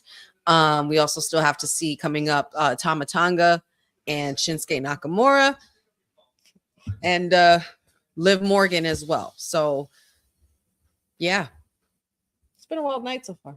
Yeah, it has. I like your hat. Thank you. Oh shit. The mirror has, since SmackDown has gone back to 3 hours. Remember we were talking about when it was 2 hours late last year? Mhm. It was a little. They've really pushed the gas on this show. Yeah, they kind of did now They when it's really 3 have. hours. 3 Because they have hours, so they much added talent. people. They have so much talent now they that they brought have that to thing work back. with. They have so much talent to work with now. Yes. And Raw technically counts as like a 2.5 hour show ish. It's not really fully 3 hours, but it's still a long time to have a lot of different storylines and plot points in it. By the But way, yeah, did everybody notice her old school Oh, yeah. SmackDown shirt? I actually did get a compliment from Yeah? Lewis in the chat Really? earlier when we That's started. some old school stuff It's right some, there. it's some retro shit. Retro SmackDown shirt. Retro AF. Okay. Retro AF. But yeah, Raw is technically 2 hours without the commercials if you're watching Netflix and shit. So it's technically, yeah. but 3 hours. Mm-hmm. I was kind of dreading it to be 3 hours at first, but not like the way everybody else was. Everybody else was like, God, now I got to do 3 hour watch along. Like, no, I'm not upset about doing a 3 hour watch along. I'm just wondering how they're going to fill in the gaps. And they've been doing a good job so far. They've been doing a good job so far. Everybody is getting a chance to be seen on TV and everything like that. Thank you, creative team, for bringing SmackDown back, because she was dwindling a little bit. Yeah. Numbers. Now she's getting up there again. Yeah, definitely. Oh, Boza, don't you start. Boza said, did anybody notice that Honey ain't in the office? Yeah, I'm sure everybody's noticed all week, Boza. Captain Obvious, thank you so much. But yeah, I'm not in the office. I'm in the parental residence. It's the parental's residence. Yes. Papa Honey's house. Now she's in my house. Papa Honey. I'm usually in her house, but now she's in my house. And she's always welcome. Yes, of anyway, course. it's always her house. Yeah. But yeah, down here in Florida, which by the way isn't it's not summertime here. It's pretty chilly down here. So it's not fully tropical. No, not yet. I definitely was wearing my winter coat still when I got off that damn plane. But oh, Lynette, you going to Puerto Rico, girl? Where you going? You going to see family, or what are you doing out there? A little vacation? Good for you. Oh, I haven't been to Puerto Rico in years. I honestly haven't been to Puerto Rico since I was a little girl, and I want to go back. I don't travel much everywhere, y'all. What do you mean? You're in Florida. Well, I don't travel often. I'm not gaining points for miles on my, JetBlue card or anything like that. Oh, wait, let's see what's going on here. All this and Jacob now. Are you kicking Jacob out the building? Oh, he's going to be in the qualifier for next week. So that's the second person. So Cody and Jacob are going to be in the same qualifier match next week. And he going to dog walk him. And mind you, they're both they're both getting kicked out by the same guy in the same night. And even Cody and Jacob got beef. Imagine we find them outside beating each other up in the stadium. Ah, yes. Here we go. One-on-one action. We got the artist known as Shinsuke Nakamura.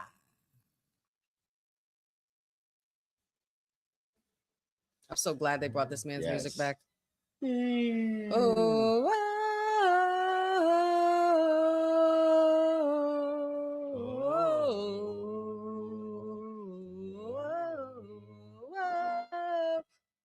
I like the old school outfit, the little nod to his NXT days. Yes. When he wore the red and gold.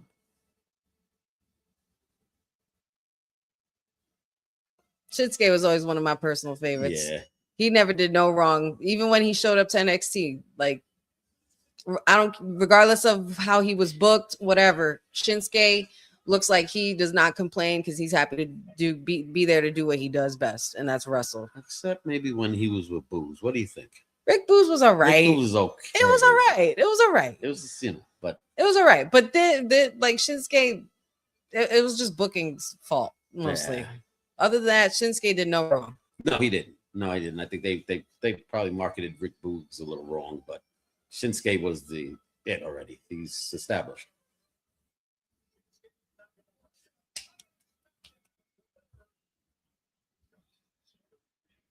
Shinsuke, and now he awaits his opponent, Tama Tonga. A little throwback nod to the New Japan days of old. And Tama Tonga making his way to the ringside now, and this is going to be a fun match. This should be interesting. This is going to be fun. All right, they have some history in Japan now. The rivalry is new now. Mm-hmm. And there go the tag champs. But of course, he's got to be accompanied. The MFTs stick together. Team moves of a feather flock together. Ooh. I honestly think Tama Tonga is the only one who looks dope with the face paint. What, the Team Kiss look? The Team Who Kiss. No, I think he's the only one who looks really dope with it. And not for nothing, they used to wear that a lot in Japan when they were the Gorillas of Destiny. That was their name then. Now, you know me. I like to speculate about stuff, right? Now, you just had Uncle Howdy say Solo was going to be alone. Solo's not out there. Solo's not out there right now. These two are out there now. Could the Wyatts end up making a little surprise and take those other two out? They could. To make sure they're incapacitated for Solo's match later? You're forgetting one thing. But they got the big guy. That's what I was going to say, the Big Tonga. Can't forget Big Tonga. I mean, I'm sure he's not hard to take out. Yeah, if you eliminate these two now, if you get the Wyatts, then you have three against the big guy. If you get Dexter and Gacy out to go after the two in the ring, then all of a sudden you get the big guy out, and then you bring out Eric, knock him out, and then the next thing you know, Solo is getting kidnapped backstage. It's possible. Anything is possible here. We know that here. Bell has rung. Match is starting. Tama Tonga versus Shinsuke Nakamura, one-on-one bragging rights only. No, nothing on the line, nothing special, no qualifier. This is just straight bragging rights and some throwback good old indie wrestling history. Knees to the gut of Tama Tonga. Shinsuke trying to dominate and looking to dominate early in this match, especially if he's going to have to take out somebody like Tama Tonga, who's a pretty dangerous man when it comes to being in this ring. And here we go with the foot shake. The electrifying foot shake. We can't forget that Tom has been eyeballing that U.S. title lately too. In the future, he has. He should be. He should. If he does win tonight, or if this happens, if this match goes down as a disqualification, he could be the next one running for that title.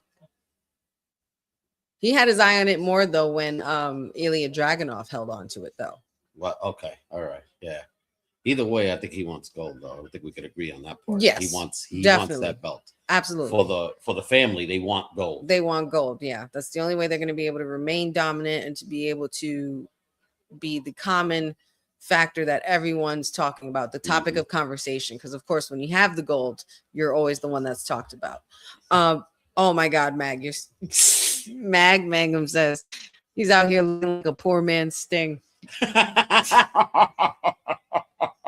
A poor man's Sting. Oh, I love it. That's grimy. Not a poor man's Sting, Mag. Hilarious. But I see, Jeffrey, I do. I'm the same way. Same. I feel like Tama Tonga is the only one who looks dope with the face paint and more intimidating. Yeah, you're probably right. Yeah, out of all of them, yeah, I would agree. Like it's dope when they're all wearing it and stuff. But even Tama Tonga just wearing it by himself looks dope. And I'm glad that they don't put it on Solo because that's just stupid. Yes. The leader should always stand out. The leader should always stand out. Solo never needed it before. He don't need it now. Well, let's give credit to Solo. Huh? Remember when we used to hate him with the Timu bloodline? Now he's been doing promos. I still kind of hate him. Yeah, well, I know. I know. I hate him because he took the Lance. His little comedic things have been. Oh my God, nothing gets better than the I got tickets. Yeah. I got tickets. Yeah. I got the tickets. You know, sit in the front row. That's the Solo best. showing a little. I kind of like that for his character. Yeah, same. You know, Same. so Yeah. And you know what's so funny? If you followed a lot of these Usos and a lot of the Uso boys like on social media, Solo Sikoa, when he had his long hair and used to have braids and stuff, he used to do funny little dances on TikTok and shit like that. Like nothing crazy, like nothing stupid. Like he was like they were just active on social media like that. But he was a goof. He was a little goof. He's a little goofball, and he's the younger brother, so he's got to be the funniest one. Like usually the youngest is always the funniest. Like your little brother? Yeah, exactly like that. Exactly like that. Well, we hated Solo when he had the Ulafala. That's we got it. Well, that's where that's where because it was the Ulafala. And that's where Solo always goes wrong. Yes. You start taking people's items and shit, yeah, you're gonna have a problem. You took the Tribal Chief's Ulafala, you saw what happened and how that went down. You're taking now the Wyatt Six's lantern, which is the only source of energy and remembrance that they have of Bray Wyatt. You're nah, Solo. You're messing with a whole nother level of legacy that you're gonna get hit with a humble dosage so hard that you're not gonna know what hit you. You gotta remember here, Solo. You are part of the bloodline, yes, but you're not the only royal family in this business. There is a Rotunda family afoot in spirit and in the flesh. And when you got the spirits on your side, listen, I'm not messing with that. I'm not messing with that. You don't mess with the Bray Wyatt spirit. You don't, that's just something you don't do. I might be getting a little nostalgic, but for those who remember, when they stole the Undertaker's urn, what happened to the people who took the Undertaker's urn? Yeah. They never took it again. You know, they never took it again. The price big. They never took it again. Solo was getting his. Yeah. It definitely goes to show Cousin Ron that he does not learn from his past mistakes. You just don't steal the lantern. That's just not what you do. Not even guys like Cena or anybody else, or Roman had stooped that low against Bray Wyatt. Nobody even dared to touch his lantern. But if you were, and if this was in the 90s, when you messed with Taker's urn, when you even thought about raising your hand to hit Paul Bearer and get hands on that urn, man, listen, Undertaker was not having that shit. And now we're back to the action, back from commercial. Shinsuke still dominating in this match, which is kind of worrying me because usually that looks like too much of a good sign. Though as much as I love Shinsuke and want him to succeed, the shenanigans and the numbers game could definitely play a factor in this match if Shinsuke is not careful. But Shinsuke, being the veteran that he is, I think he's a lot smarter than he lets on and a lot smarter than a lot of people realize. So hopefully we'll bet on the fact that the MFTs can get ahead of themselves and be a little overconfident and find maybe how Shinsuke will find a way to capitalize on it. Shinsuke with some veteran movements here, man. I was about to say that. Very vintage. Shinsuke is a veteran. Very vintage Shinsuke right there.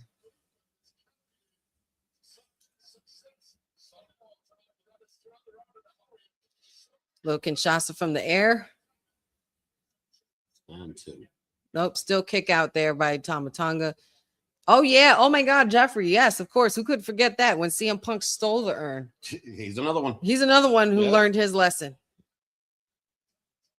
Cena didn't mess with the urn or Undertaker, but he kept calling him out and talking a whole bunch of shit. And you saw what happened because he got put his foot in his mouth. Oh, I like that move. That was nasty. What was that, like a reverse inverted DDT? Some type of shit? That looked really cool. Tonight's episode is great, man. Yeah, so far. And we still have 15 more minutes till we get into the final hour. And there's still only 2 more segments left. Ugh, what a drop on Shinsuke there. Kick out by Shinsuke after Tama Tonga went for the pin, and unfortunately close, but no cigar for one of the family members of Solo Sikoa. And Solo Sikoa has to be watching this closely. Yes, sure. He promised golden success for his family. But he has to get past Shinsuke first. Oh, Shinsuke Nakamura with a little bit of a reversal there. Was that a headbutt? Uh-oh. Oh, Wow, what a move there by Shinsuke. King of Strong Style getting fired up, amping up the crowd. And I think, oh God, of course. JC Mateo can't mind his business, and that's what happens. Timu Rhino. Timu Rhino, oh my God. Not Timu Rhino. Oh, that was kind of a slow DDT, but okay.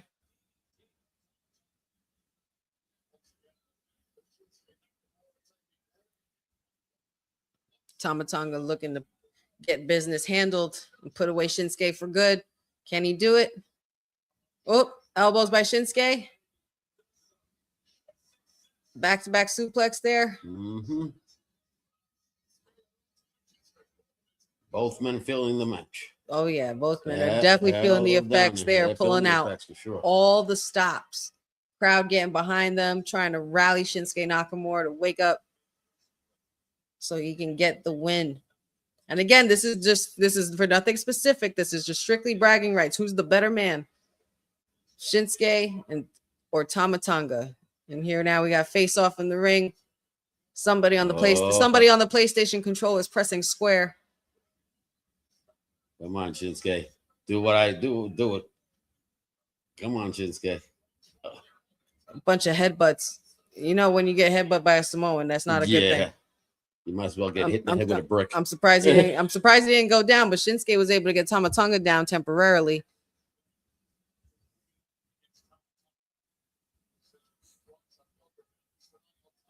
Oh, Tama Tonga fired up. Getting real upset. Oh. I feel like there's going to be a knee to the face.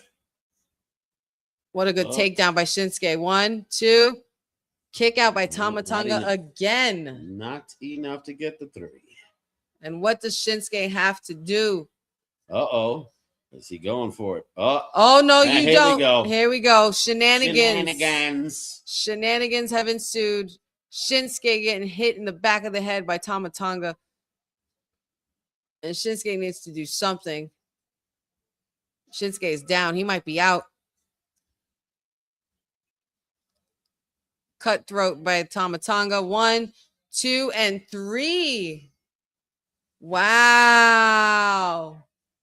And the winner of the match, congratulations to Tama Tonga. He has defeated the King of Strong Style, Shinsuke Nakamura, 1-on-1. Of course, not alone, because people want to play games. But that's why I hope when you guys go to the back, you find Solo not in a good situation. But okay, so MFTs come out on top for the time being. And now in backstage, we have Fraxium and Motor City Machine Guns. What's going on here? What is wrong with Johnny?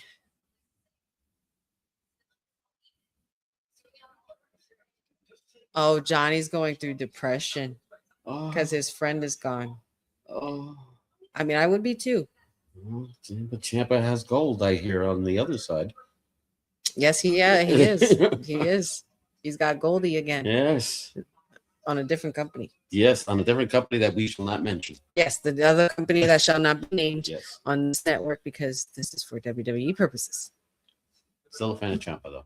Shout outs to Ciampa, though. Yeah, still always a fan. Shout outs to the Psycho Killer. Yes. It's like he's the world champ. He's the champion in another promotion, and here I am left with nothing. Absolutely nothing.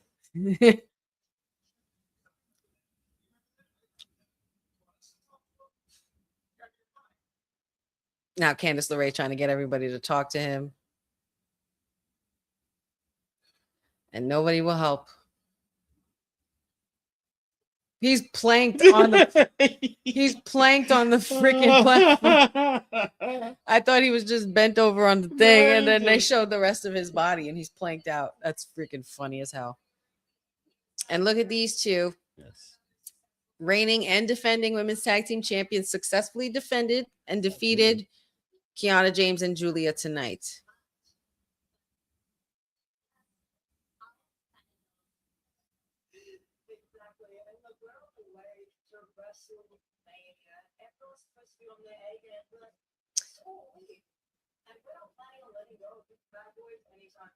All right, well, they're planning their road to WrestleMania, and they're damn sure not looking to let go of those titles.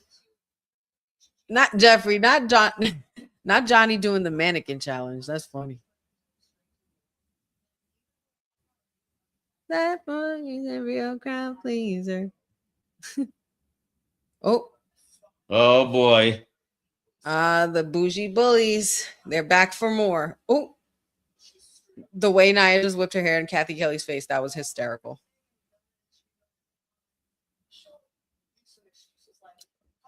I wonder when we're going to see the champ. I wonder where she at. We haven't seen Jade. Right. Haven't seen the champ tonight. If Liv's going to be there. Oh, you're right. Jade has to you're be right. there, You're I right. think. You're right. You're absolutely right.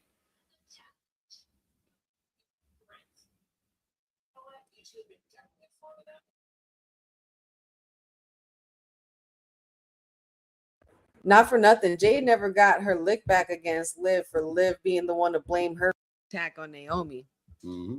Oh, look who's here. Or for her attack from Naomi. Oh, and there they are. Raquel Up with next, him. Okay. we have Liv Morgan and Miss Raquel Rodriguez, big sexy, big mommy Chola, heading to the ring, y'all.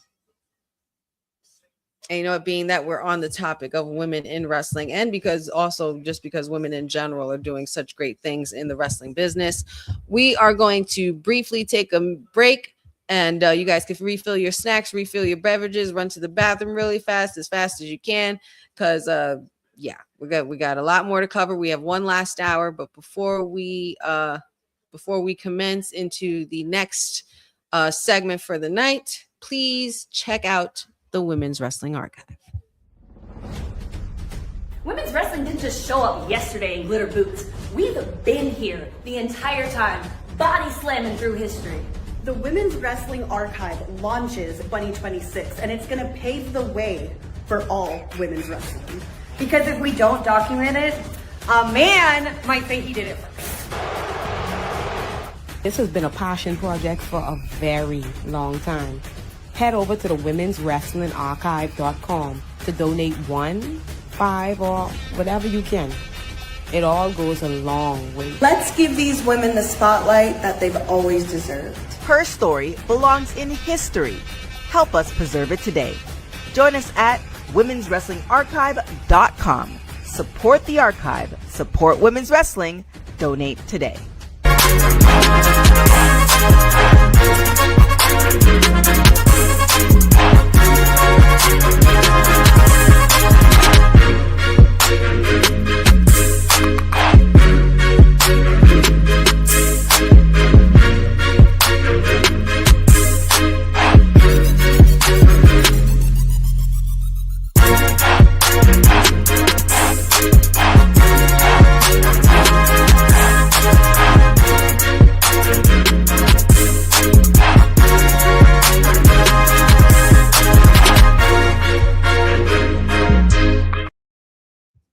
Yes, please make sure you guys support the Women's Wrestling Archive. Go to womenswrestlingarchive.com to donate your cause to the legacy of women's wrestling, past, present, and future, and help us preserve it for generations to come. All you got to do is send in a donation. Doesn't matter what kind of donation, $1, $5, or more. Any donation helps. And don't forget, also, Women's Wrestling Talk is teaming up with NordVPN to keep you guys protected online. So if you're streaming matches, traveling, or working on the go, NordVPN keeps your connection fast, private, and secure. So make sure you guys get your exclusive deal right there below at nordvpn.com and use the code WWT to stay safe, secure, on the go with good connection. NordVPN, it does wonders. You know, sometimes there might be days where you get connection that will be ahead of what's already on the television. You know what I'm saying? So it helps. It definitely helps. But yeah, womenswrestlingarchive.com and nordvpn.com and use code WWT. But yes, guys, we are pretty much getting into the final hour of our SmackDown watch along. It's been an amazing first 2 hours, of course, joined by Papa Honey with his wonderful hat. Hey, y'all. and we got Liv Morgan on her way to ringside to address and discuss the events of this past week, I'm sure, and the fallout of the Rumble. And of course, she has a choice to make. What title is she going for? What direction is she going in? How is she going to punch her ticket, and with who? So we're going to find that out momentarily when she enters the arena, which is taking place, of course, in Charlotte, North Carolina. We've been live since then, since 8 o'clock. And yeah, guys, a lot's been going on. We still have also one more qualifier match, which I'm sure will be the main event of the night, a triple threat men's match between Aleister Black, Solo Sikoa. I'm sorry. It's okay. And the Viper, Randy Orton. Oh, Hey, hi, Matt Cardona. Hey, look who he's with, Cruz. Look at Apollo Crews. Oh, I'm so glad to see him on TV. Protein par with chisel maps. How dare you? How dare you insult my client like this? My #1 draft pick. You speak disrespectful. Well, you know what? I Matt Cardona versus Kit Wilson next week. Book it, Nick Aldis. Book it. Yeah, let's book it now. I like that suit, Apollo. That jacket is dope. Yeah. He looks good. I'd rock something like that. Yeah. Oh, I'm loving that. And here we go. Nick Aldis is in the ring. I'm sure he's about to introduce our Rumble winner. And we're going to get into our segment of the night. I'm sure we'll hopefully see the champion Jade show up, because this will be addressed to her as well. She has to be in the loop, being that she is the current champion for SmackDown as well. And we got to see what her road to WrestleMania is going to look like. And then, of course, we got our triple threat match happening for the main event. We had a successful tag team women's match with RHIYO defending successfully against KIANA James and GIULIA. Congratulations to RHIYO for retaining. Shinsuke Nakamura just lost to Tama Tonga one-on-one due to shenanigans, of course, from the MFTs. No Solo Sikoa and no Big Tonga. And we did get a message from Uncle Howdy in regards to Solo Sikoa stealing the lantern. So I'm sure we'll hopefully see more from that happen tonight. If not, maybe to be continued next week. And then we also had our women's triple threat qualifier match with Lash Legend, Tiffany Stratton, and Chelsea Green. And Tiffany Stratton came out on top. So congratulations to her for advancing into the Women's Elimination Chamber and being the first entrant. And Carmelo Hayes successfully defended his United States title in an open challenge against The Miz. So really, really fun action-packed night. But let's see what the greatest Women's Royal Rumble winner of all time has to say.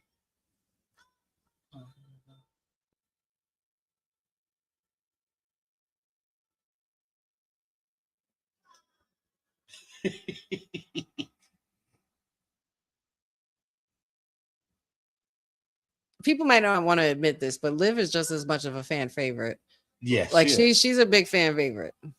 She's a little annoying, but she is, like I said, she's good. It's on purpose. She does it on purpose, and she's good at it. Go ahead, Jersey girl. Right, Jersey in the house.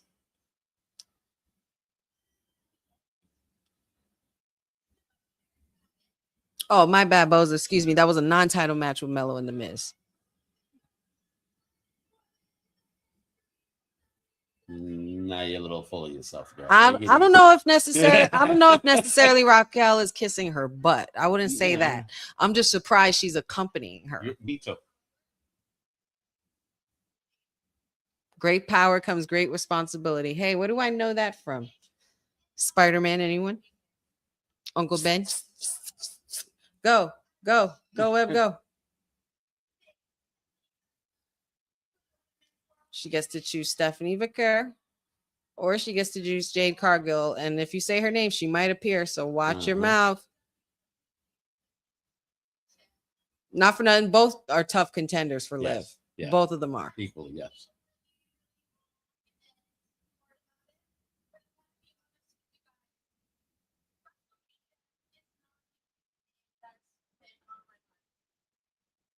WrestleMania is not the only thing that's been on her mind.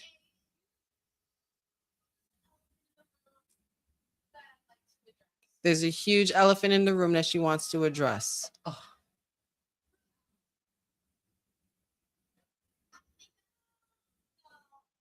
Uh-oh.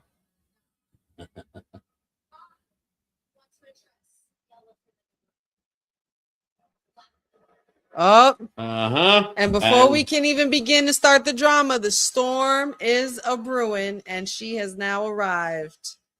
Madam Jade Cargill, the SmackDown Women's Champion, is saying to hell with all this shit.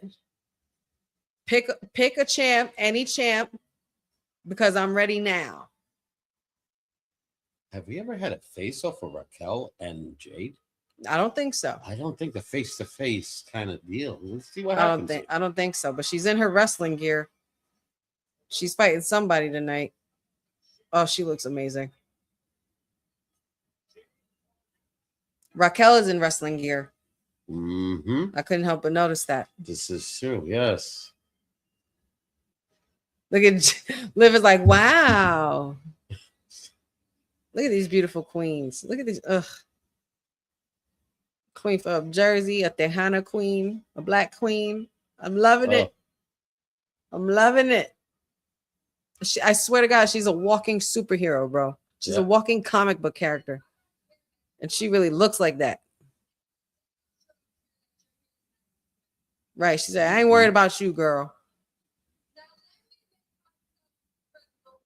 Oh, crystal clear. Oh, I'm gonna beat your ass at WrestleMania.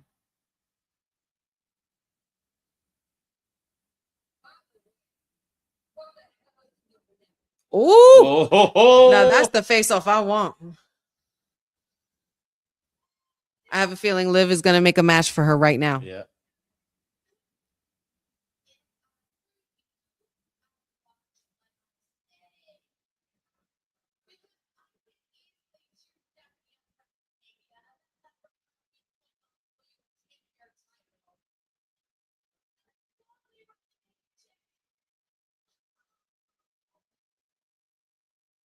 Oh, who's coming?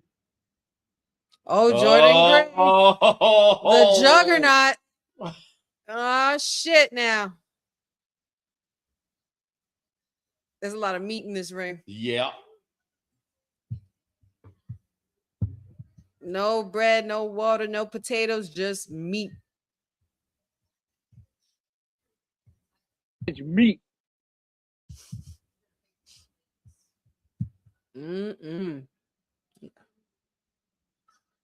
Liv is so annoying.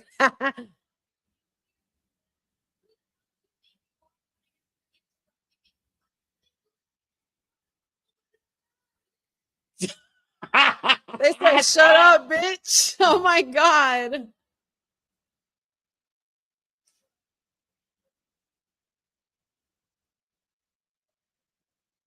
Are we going to schedule a tag team match? Impromptu? I smell it. Impromptu tag match? Because you know Nick Aldis loves drama. Yep. To fight. Exactly. And we're all dressed up. So let's go. What we doing here? All this talking, all this nonsense. I need action. And now Jordan Grace and Jade Cargill impromptu have to team up after having some beef these last couple weeks. Oh, this is Nick. All this, Nick, you are messy. Nick, you are messy, but I'm here for it. You are messy. I like Nick. You are a messy man. I love it. I love it though. Watch it. See, they're arguing too much. Come on. Now, see, this is where the Judgment Day girls have the advantage, right? Because they've been together and they have the chemistry and everything like that, regardless of whatever elephant in the room they were about to address. Jordan Grace and Jade Cargill can't stand each other, and they've never tagged before with each other. So, ooh, look at the way she nasty little spine buster there. Let's go. I'm here for this Jade Cargill. So stop bickering, girls. Later. Time for that later. Look at them both. They look like comic book characters, man. They're amazing. Well, all right. Shit. All right, girl. Oh, yeah, man. Where's Booker? Oh, yeah, man. Where's Booker when you need him? Oh, somebody, right? Shucky duck and quack quack. Jeff, you know what, Jeff? You got a point. Give Nick Aldis a vacation after this episode, because this is a pretty decent episode. Depending on by the end of it and what the results are, I'll let you know if it's a decent episode. because there's still a lot to cover. We have this match now that's about to happen, which is probably going to go for like a good 15 minutes, another commercial or two, and then we're going to get into the final event of the night, which will be the men's triple threat for the Elimination Chamber qualification. So, yeah. Nick has been holding it down pretty good. It's his counterpart over on Monday nights I'm worried about. At least he's been able to, you know, keep shit together and be less chaotic. Yeah. You know, Nick has been able. He told Jacob and Cody out of my building. The fact that you told the fact that you successfully told your QB1 he need to leave, or he's not going to be qualified for no chamber to get no title opportunity, that's saying a lot. Yep. That is saying a lot. You kicked out your QB1. You didn't even they didn't even kick out Gunther when he talked shit about AJ Styles, but you kicked out QB1. The guy, I can't wait to address this with Dion. I got to talk to Dion about his thoughts about this. This is definitely going to be on the "What Do You Want to Cry About" segment. Oh, we've been talking about that heel turn for Cody. He's been being, and I got thrown out of the building. Yeah, you know. And then Jacob Fatu, you can only keep a wolf in the cage for so long. Oh yeah, he's like almost impossible. And when you keep him locked in the cage, you've seen what happens there too. Yeah. It's no different than what happens outside. He's the Tasmanian devil everywhere he goes. Yes, he is a freaking beast in that ring. He's just unstoppable. Yeah, SmackDown has been awesome tonight, guys. Yes, and you guys on the chat have definitely been bringing all the energy. I very, very, very much appreciate it. Everybody's going crazy in the chat. So many comments, so many views. I see you guys in here. Even the ones that don't chit chat, it's okay. Don't be shy. You'll get in here eventually. But all I know is that when we get to the whole situation of the elephant in the room with Liv and Raquel, absolutely one word only. Cinema. Just straight cinema. It's gonna be beautiful. Raquel is playing it cool now, but she cannot be happy. No, she cannot. Absolutely not. That's not something I would forget about. Nope. That's the first thing I'm addressing. The fact that it's even been held off to this long shows exactly how toxic this relationship is, because you girls are supposed to be sisters or cool and whatever. If me and my sisters or me and my best friends have a little disagreement, we hash it out right then and there. Yep. We don't let it fester and build up or forget it happened and then want to talk about it. No, we address it right there like grown ass women. But Liv and Raquel ain't really handling it like that. They're not really handling it like that. But we'll see what happens tonight. For some reason, I feel like what could happen here is Jordan and Jade somehow get a win. But if it's Liv Morgan and Raquel is going to get the win, it could possibly happen because of Roxanne Perez. So we can't forget about. We don't know if can't forget about little Roxanne, the prodigy, because we know she's down. She's always down for the cause to help the Judgment Day.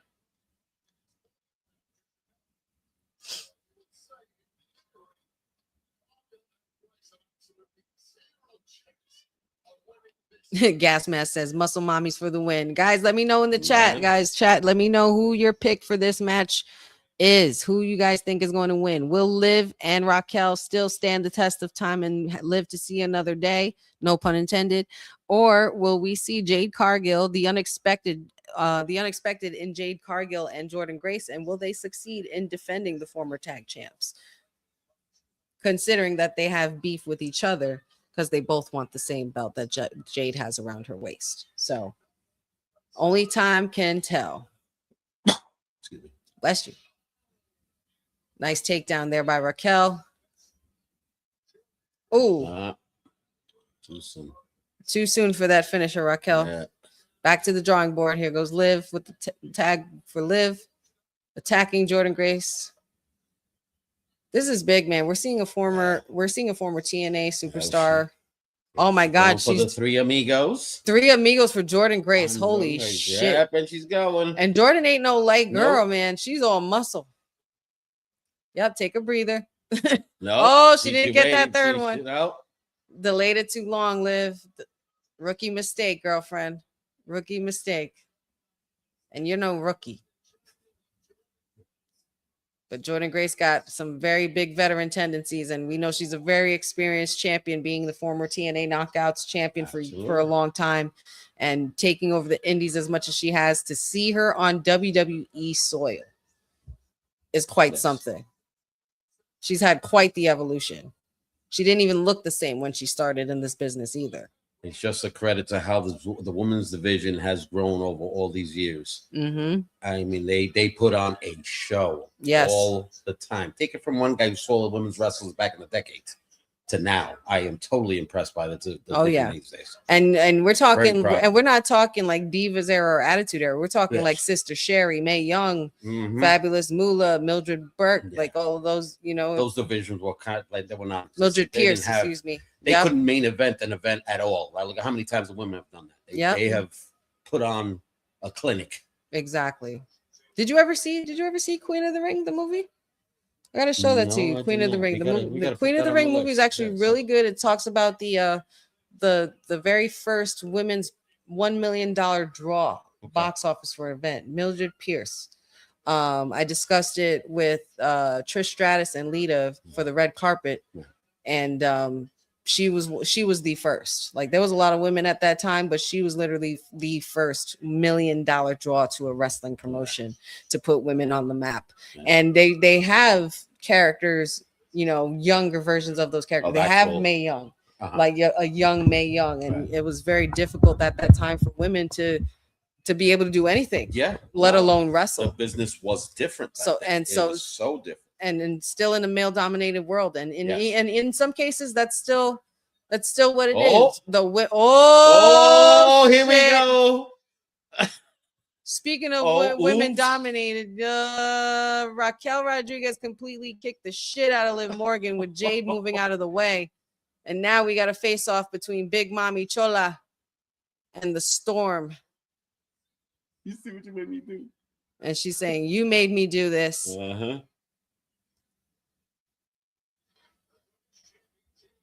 Oh, Jordan Grace pushing Raquel Rodriguez into Jade for the pin. I called it. Jordan Grace and Jade Cargill for the pin, but at the expense of Jordan Grace taking out Jade Cargill, using Raquel Rodriguez as a weapon, but they somehow did it. And it looks like both of them are giving each other the nod of respect, that for once they were able to put their differences aside. Insane. Now there's the look. But here we go. Now who wants to talk about the elephant in the room? Yeah. Oh, Liv, you don't like that, huh? Oh, we did it twice to Raquel. Oh boy. It's good for the goose, it's good for the gander. I'm sorry. Don't be so mad. I don't know.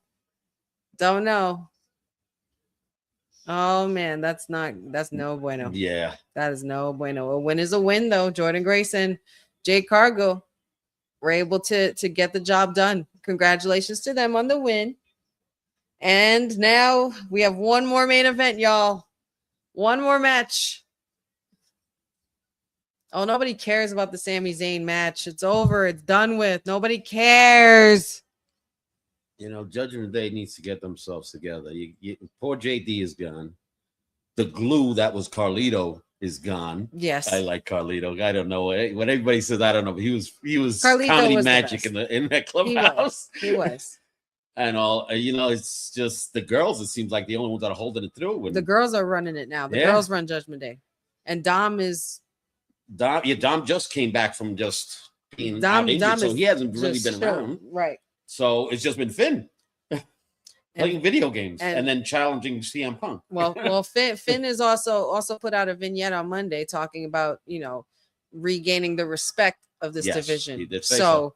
So maybe we're gonna be pretty much done with the video games, because not for nothing, I'm done with the video games too. Yes. I want my Demon back. Yeah. I want my Prince back. I want him as the champion again. I want him even in a face-off with Roman, because Roman, when he gave up the title, one of the people he promised for an opportunity was Finn Balor, because he lost it in a night. He wasn't even able to hold it that long. You want to talk about Drew McIntyre getting screwed and holding a title for too short of a time? Yep. Finn Balor only had it for a night. And mind you, when he acquired it, he wasn't even able to lift his arm. I mean, just the pop. Let's see anybody else out there agrees. The pop that Finn Balor got when he brought in his old theme music of the Prince. Oh yeah. The pop that he got was just amazing. Yeah. Finn and Punk most likely will be happening at the Chamber, and I hope he brings the music with him too. Uh-oh. It's Trick Willie. Trick Willie and them lemon pepper steppers.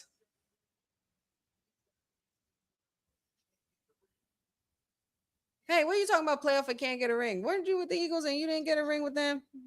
Never mind. Never mind. Never mind. Never mind. You never liked the Eagles either, did you? No. Me neither. It's the wrong side of PA. Pittsburgh is the right side. I don't know about now, but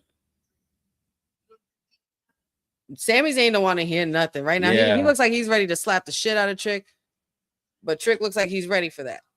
Oh, Ray Phoenix coming to the defense of Sami Zayn. Sami Zayn got nothing to talk about. He has nothing to say. I think Sammy's about to be at the end of his rope very soon. Ray Phoenix consoling him and all these voices and shit. I think Sammy's about to snap. He's about to snap. Why do we need to see this? We don't need to see the review of this fire ass promo. We could go on social media and watch it. Please relax. It's the OTC. Well, it is the OTC. I know, but we have to. But this is SmackDown. We have another match. I know. I need Alistair on the TV. But we've been missing the OTC for how long? Well, let's just see a little peek of him. Well, too long. Even a shortened version, but at least. Well, we saw it already.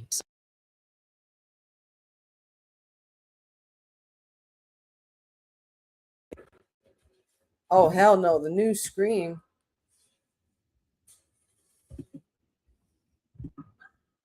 I wonder how what kind of story they're building on with this one. I still never saw 6. I don't know. I draw the line after 3. It wasn't bad. 4 was It wasn't bad. I draw the line after 3. 1, 2, and 3 is where it matters. Those are the Scream movies that matter. It's going to the well. See if we can squeeze a little bit more money out of this franchise. Yeah, man. No, seriously, man. That's all they're doing.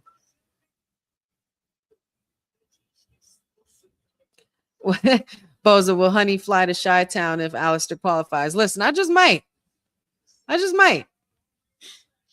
I'll go into that crazy ass airport just to see Alistair qualify. I would. You know it's cold over there, right? Yeah, I know it's cold over there. It's cold as shit over there. It's the windy city. I know it's cold over there. Not like down here. No, I know that. Okay, all right, just letting you know. Just looking out for you, my girl. Oh, I like that, Mag, getting Flash Funk vibes from Trick Williams. Okay, Flash Funk. Oh, I like that. That's reference. a name I haven't heard in a while. That's a good reference, and that's a nice little throwback from the past. That got you. I like Mag that. I like that. Mag, not for nothing, Mag. I think you just aged yourself, brother. I think you just aged yourself, my bro. That's all right. That's all right. But oh shit, Jeffrey says Sammy lost his smile. He's going through a Sean. He's going through a Sean phase. Him and Gargano are gonna have to get therapy. That's true. Oh my God, they're gonna go they're gonna go to a therapy session, and watch the person who's gonna be the therapist is gonna be Kit Wilson. The depression. Oh my goodness. Book it. And Miz too, because he can't get justice and can't get back into the title picture. Well, I'm gonna get nostalgic again. One of the classic freaking therapy sessions was Kane and Daniel Bryan with the psychiatrist. The Team Hell No. Team Hell No. That was amazing. What a freaking promo that was. That was fun. Too funny. I'm the tag team champion. No, I'm the tag team champion. Such good shit. Oh yeah.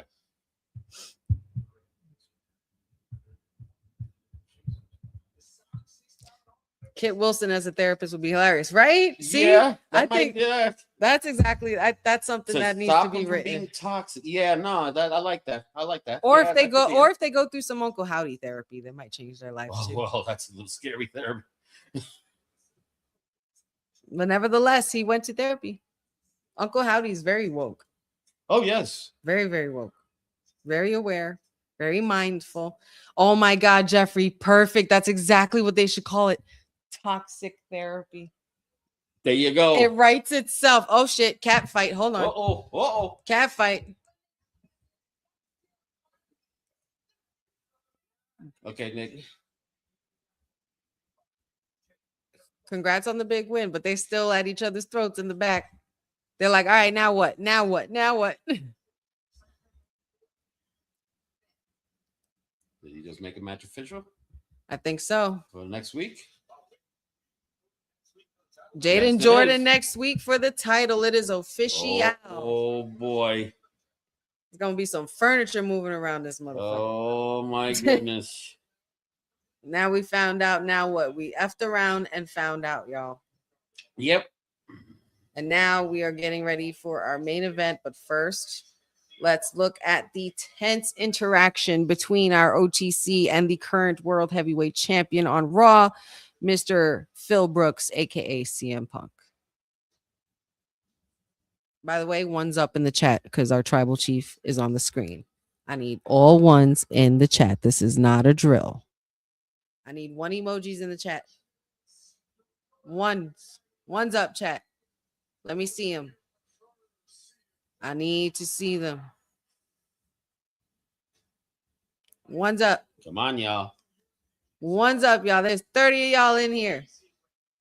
Oh, he put a number one. Boza, I'm gonna kick your butt. He put a number one. One's up. I mean, these ones. These. Thank you, D-Ron. Shout outs to you, buddy.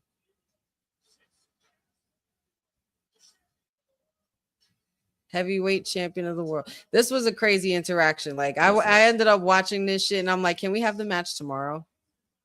Thank you, Mag. Mm-hmm. And not for nothing, was anybody getting into Roman's necklace, that black diamond neck? Yo, how much that can cost? Shit. I'm sure it must cost some pretty big dollars. Cost somebody's college fund. Oh, hell yeah. Gas mask, shout outs to you. One's in the chat. Let's go for our OTC, our tribal chief, the one and only. Look at the history they're showing. My God, look at that. Roman looks Roman so and CM young. Punk have had history for a long time. They both looked so young then, too. And that was when Punk shaved his head. Yep. Yes, Ryan. Thank you for the ones. Right. Well, I learned from you is what not to do.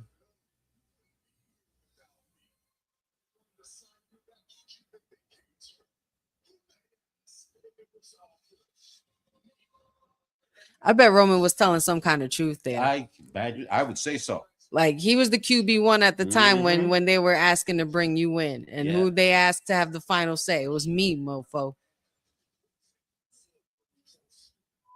Zebros or some stupid shit like that. That shit, I was like, oh my God, Roman.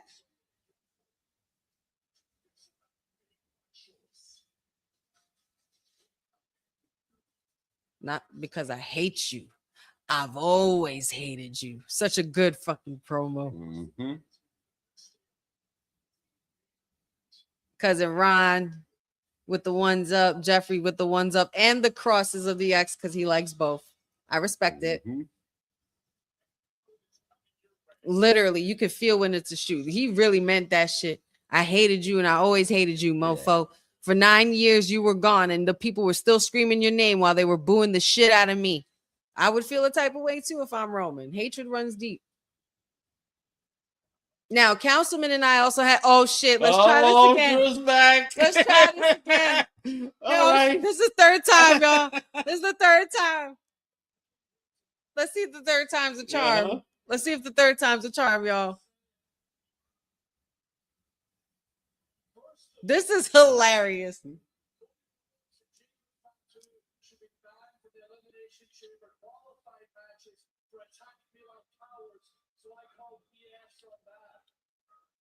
Yeah, for attacking him like cowards. Drew would never do that to someone. No. He would attack you to your face. No. Oh, yeah, sure.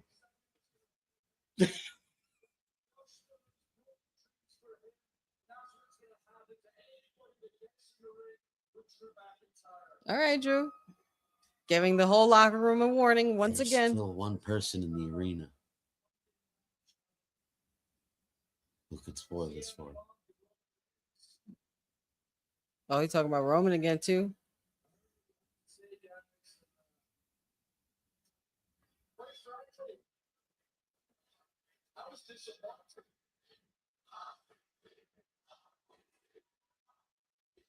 There's only one person who could stop this. Kit Wilson. All this masculine toxicity.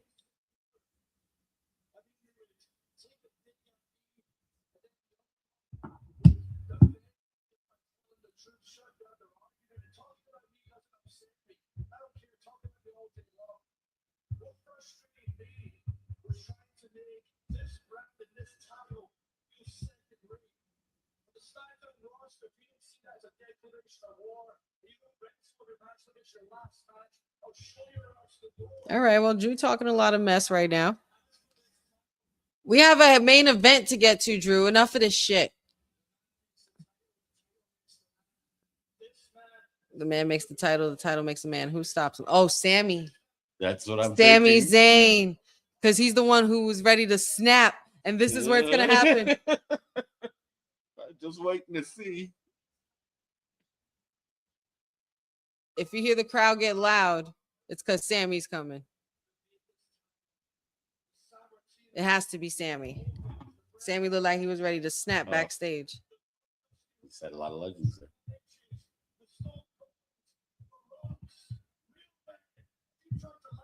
Real men, he said.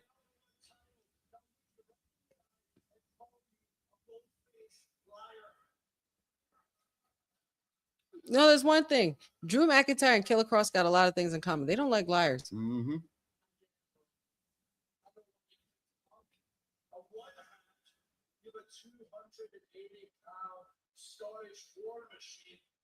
on the other hand, you got that tattooed sociopath, Fragile Phil. It's always Fragile Phil. Not Fragile Phil. when you two are out there acting like a couple of little boys and aura farming, me, Aura farming. the entire rosters claiming over each other to get in that chamber for the right to face the #1 champion, the undisputed champion, the real best in the world in the main event of WrestleMania. All right, Drew, you better talk your game, boy. The undisputed champion, Drew McIntyre. Music plays and that's it. I feel like a haluva kick is coming or something. Yeah. Oh, Trick Williams music just hit, y'all. Oh. Whoop that trick. Uh-huh. Uh-huh. Oh boy. Oh, yeah. Uh-huh. Yeah. This is about to I pick like up, it. man. Oh, yeah, man. Oh, yeah, man. That's Trick. Trick Willie. That's shuck it, duck it, quack, quack. He's the perfect man. He's the perfect man to start being a thorn in Drew's side. He's the perfect amount of annoying and cocky that you need for Drew right now.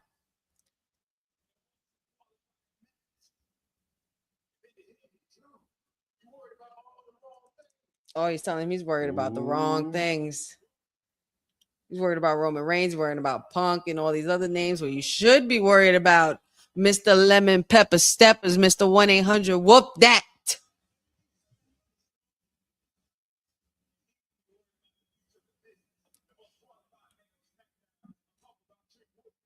The future of the business, the most qualified of SmackDown.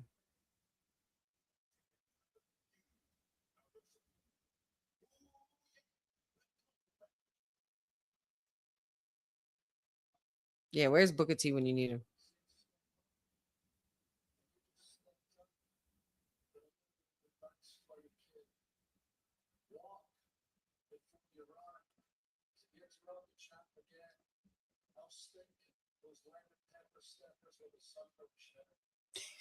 I'll stick those lemon pepper steppers where the sun don't shine. Go ahead, Drew. All right, Drew, you finally were able to walk away from talking shit without getting jumped on for the third time tonight. Oh, they pushed it. Yo, they are pushing Trick to the moon.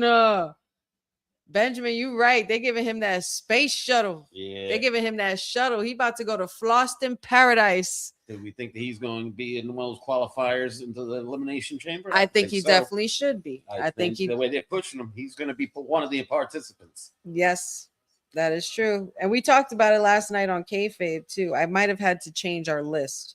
Ah, the one we okay. Yeah. So.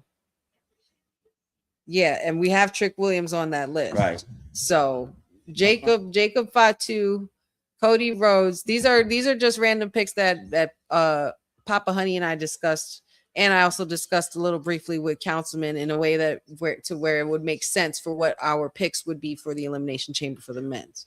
And I got Jacob Fatu, Cody Rhodes, Randy Orton, Sami Zayn, Trick Williams, Obafemi. Potentially, right. Those are all heavy hitters. Ain't no comedic relief in there. I mean, the most comedy relief you'll get would be something with Randy Orton. But I feel like those would be good 6 names. But if Cody and Jacob are in the same qualifier, only one of them would win, and then my list is null and void. If they're smart, they're going to keep them off on separate ones because you'd want to. You need to have them. Yeah, you want to have that in the Yeah. chamber because shit's going to get messy. Yes, it will. And then not to mention all the shit with Drew and everything like that. Drew could get involved and things like that too. So yeah.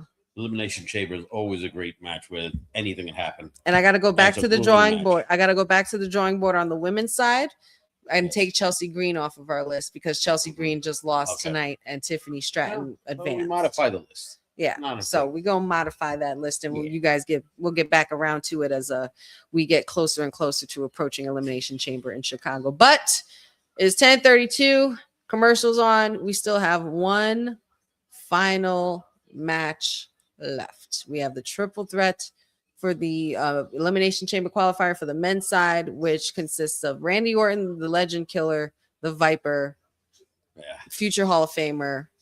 That may change our list. Along with Depending who wins this. Solo Sikoa and Aleister Black. I'm just happy Aleister's in the main event. He's main event. I think this is like second or third or fourth main event since he came back on SmackDown. So I'm liking that for him. I want it to be more frequent, but okay. You got me intrigued. Booking. Cousin Ron, not Floston Paradise. Yes. Floston Paradise. Come on, Dallas. I just throw because I always throw some crazy stuff in there. There's triple threat match. The possibility of shenanigans. Now the Wyatts will of course want to go after Solo. Yes. But remember, my dear daughter, didn't the Wyatts have some history with Randy? They do. Well, Bray Wyatt does. Didn't Randy set one of them on fire? The Fiend himself. Well, he set the Fiend on fire. He set his house on fire. Yeah. There might be. He was the reason why I'm just throwing it out there. He's the original reason why the Wyatt family imploded in the first place. So I don't know. I don't know if they'll do that now. Maybe it's something for a later storyline. But it's definitely something we can revisit. That may favor your boy Aleister coming out on top of this. That could work. That could work in his favor. It would be a big surprise if Aleister gets in this chamber. I will be shocked as shit. I would be so happy. I would be elated, but I'd be shocked as hell. Somebody heard you complaining. Triple H's phone has been freaking ringing off the freaking hip. They have no choice. They have no choice because they know that I'm relentless. He's like, all right, honey, is freaking too much for me. Just give her what they she wants. They know damn I'm it. relentless. I did the same thing when I kept saying I want Moose versus Oba. I want Moose versus Oba, and it happened. I want Matt Cardona on SmackDown. It happened. Aleister Black needs to come back. It happened. You're very persistent. I wonder where you get that from. I can't help myself. Yeah, I know. I wonder where she gets that from. You point, I whistle.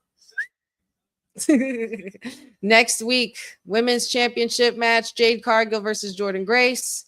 We also have Ray Phoenix versus Trick Williams next week, as well as the women's tag team championship on the line again, with RHIYO defending it this time against the Bougie Bullies in Lash Legend and the indestructible force, Nia Oh, Jax. Next qualifying matches will consist of ooh. Alexa Bliss, Julia, and my girl, Zelina Vega. Uh-huh. Somebody really has been listening to me. Thank you very much, Look at that. WWE. Look at that. You see what happens when manifestation is real. No, that was not for you. I keep forgetting when I say Alexa out loud, the robot picks it up. And she wants to disturb me during my podcast. And then we also have Cody Rhodes versus Jacob Fatu Oh, versus they are Sami gonna make Zayn. it in one So match. all three of them are in one You match. really- So I have to really go back to the drawing board on that list. But now, oh shit. Solo Sikoa is backstage by himself. Oh, I don't know if you want your final thoughts because he's a little paranoid. Oh, there goes a glitch. We got a glitch.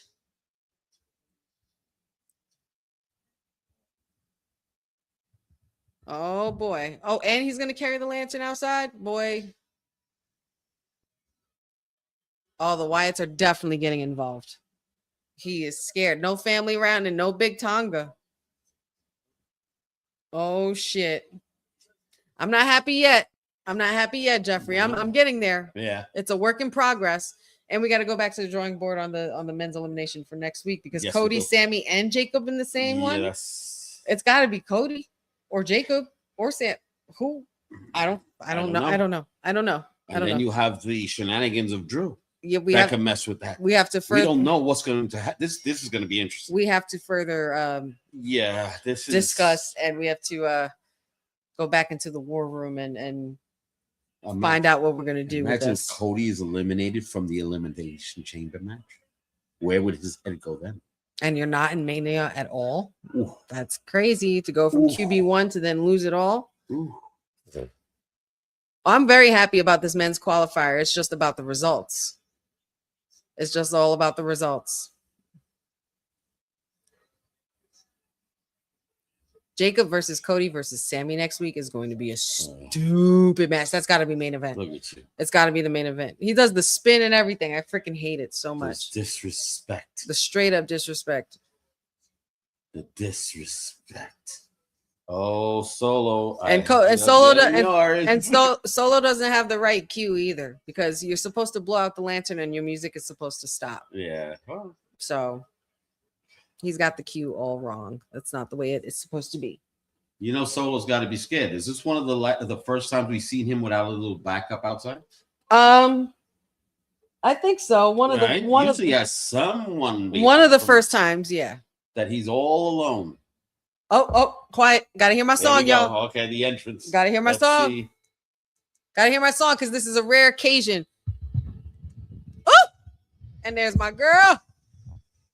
My little Slytherin snake, Zelina Vega. My Latina bruja. Yes, he's rising from the dead. Finally, he's on TV. I can hear the music. Yes. I can see the I candles love that entrance. That's and the smoke, the aura. Woo! No man is ever truly good. Yes, outfit. I do the things you never could, and we would never be equal. I love the way they filmed this too, from this angle. You guys finally got the camera work right for this entrance, damn it.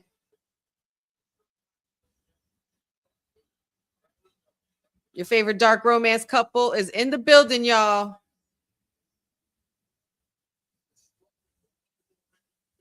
You Me put Mama your Honey finger practiced right this entrance, by the way. It was freaking awesome. You and It Mama just, Honey? Yeah, it was just. Oh my god. I don't know. I don't know what to say to that. But okay. Shout outs though. Aleister Black got a main event match tonight, and this is for a big moment. I would love to see him in the Elimination Chamber qualifier. Yeah, right. Go ahead, girl. That's a great husband and wife entrance. I really love it. That's really good. I love it. I love it. It's not the same as everybody else's. It's still different. Yeah. I'm glad that I was a little skeptical at first, but I'm happy they're together. I'm happy that they wrote them in together. They just look good on paper. They're reminiscent of how Carrie and Scarlett did. Yes. when they came together. And they were husband and wife, so it's reminiscent of them. Yes. And here we go.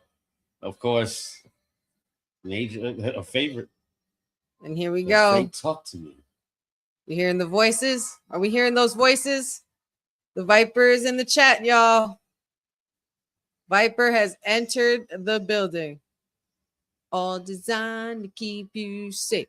But when rules start getting broken.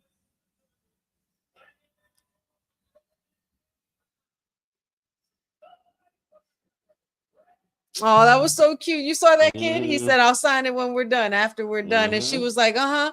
That was so cute. Yes. Hear voices crying. I see heroes dying. I taste blood that's drying.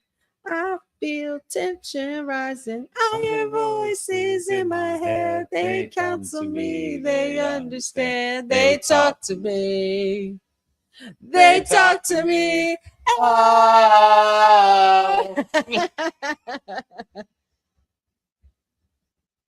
So yeah, man, we already got a stacked SmackDown for next week, and I like that because it'll make it a little easier to do some predictions. This week they made it a little difficult. Oh, everybody, arms up! You got to do the muscles. It's like this. You got to do like this. Yeah, he just throws his hand over his head. Yeah, there we go. Got to get it right. Got to get those arms right.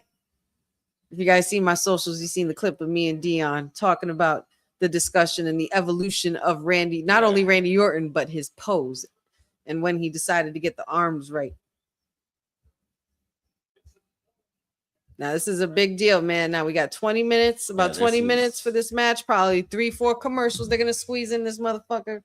And look at Trick Williams watching from the sideline. They're really booking this, man. They're really booking this, man. And I love it for Trick. Damn, Alistair, did you get more work on your fucking body, dude? Right? Did he get more ink? There's some dark. Right? It looks darker on his Maybe chest. He touched up with some of his ink. Ooh, little back kick, little black mass, little reversal of the Viper. The RKO. Ooh, nasty kick by Alistair. Come on now. I'm just glad my guy's on TV. I'm enjoying the shit out of this. Now, what's tough is that with the triple threat, you got to stay on top of your game because anybody else could be anybody else could be an easy distraction. Elbow by Alistair Black.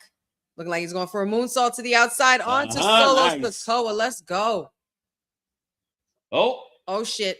Oh, blocked it. Veteran Alistair with the elbow to the head. Staying on top of it. And Alistair's already a little dominant in this match. Oh yeah, I love it. Yeah, I love it. Trick is gonna play a part in something there. Trick could probably ruin it for Alistair, and then we see a program between them. Randy, didn't Randy give him the RKO? That's true. He did. Maybe he wants to cash in on that receipt. So you're trying to say, and then Uncle Howdy distracting Solo? Are you saying that Alistair could possibly? Maybe some. You saying that Alistair could win this? Is there potential? That's what I'm saying. Don't get my hopes up. That's what I'm saying, baby doll. That's what I'm saying. Papa Honey's getting my hopes up, y'all. If Alistair wins this match, his equipment is gone. And the most I'll have is the mic in my hand. I will be screaming my lungs out. So please make sure you guys adjust your volume towards the end of the stream. I can't adjust the volume here. Can't make any promises on the volume. She may knock me over. I mean, it's happened. Yeah. It's happened before.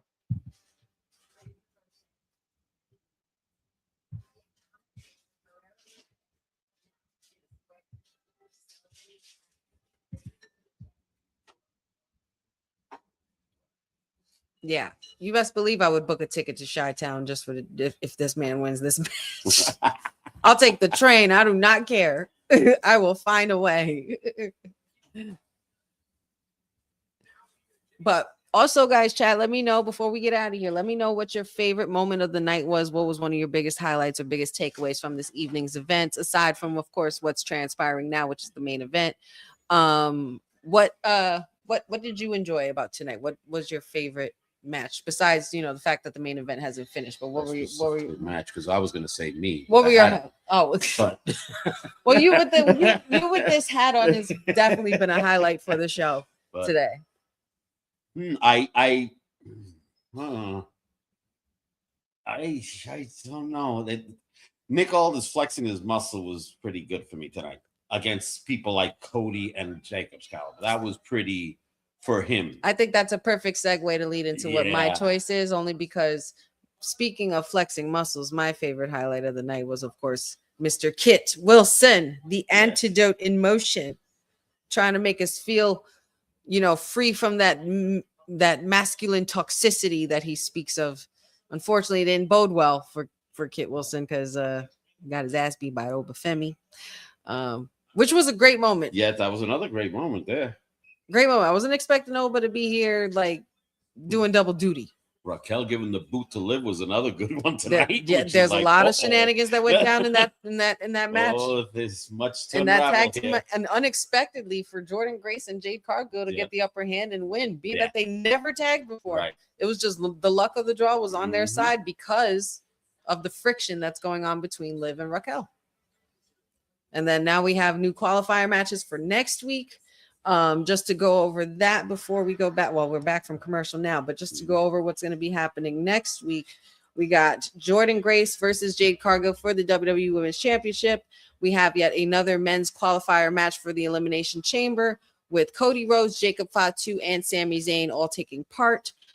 For the women's side, we have my girl who's at ringside accompanying her husband, Zelina Vega, along with Giulia, the U.S. champ, and Alexa Bliss. That's going to be pretty fire. And then RHIYO is defending their tag titles again. And this time they're doing it against the Bougie Bullies, Lash Legend, and Nia Jax. And Trick Williams will be going one-on-one with Ray Phoenix. So, and I'm sure because of that, if Ray Phoenix and Trick are facing off next week, if Trick even thinks about sticking his nose in business where it don't belong in this match, I think Ray Phoenix will put a stop to that for him. 1, 2, 3, 4. Aleister Black able to stop the count of punches Viper was delivering to Solo in the corner. Out of all three of these men, Papa Honey, which one of these guys do you think has the most potential to get out of this match unscathed and to qualify for the next round and to punch their ticket into the chamber? Who do you think really has the true shot? I have to go with your guy, Aleister, because of the other things going on in the background with Trick being there and the Wyatts, with the MFTs are gone for some reason and Solo's alone. I think that I got to lean toward Aleister here coming out of this. Yes, with shenanigans, but it'll still work out in his favor. It wouldn't hurt him. As much as I love Randy, but I don't know. All right, Aleister for Papa Honey. Everybody, let me know in the chat who is winning, who is walking out of this triple threat with their ticket punched for the Elimination Chamber. Is it going to be Aleister Black, Solo Sikoa, or Randy Orton? Let me know in the chat, y'all. Oh my goodness, that was almost dangerous right there. Trick said, easy, brother. Aleister kind of need this after his last match, and he's been gone for a while. I think he would need a win to keep him relevant. It would be quite a turnaround after losing to that stupid ambulance match, huh? Exactly. So I think it would be for the character of Aleister Black. It would be for his benefit to push Sean past this and take this match. I got 2 votes for Randy Orton in the chat, one by Cousin Ron and one by Chris. No, there's a lot more people in this chat. Let me know, who are we picking? Which one of the 3? We got 10 minutes left of this match. Let me know before the match is over. Nasty clothesline. Here we go. Power slam. It's coming. I feel it. Oh. Solo ain't falling for that shit. He knew it. Oh, nice little side swipe there from Aleister. Solo looking like he was trying to go for rock bottom. Alistair not having it. Oh, jump pop up Samoan. pop up jumping Samoan drop there.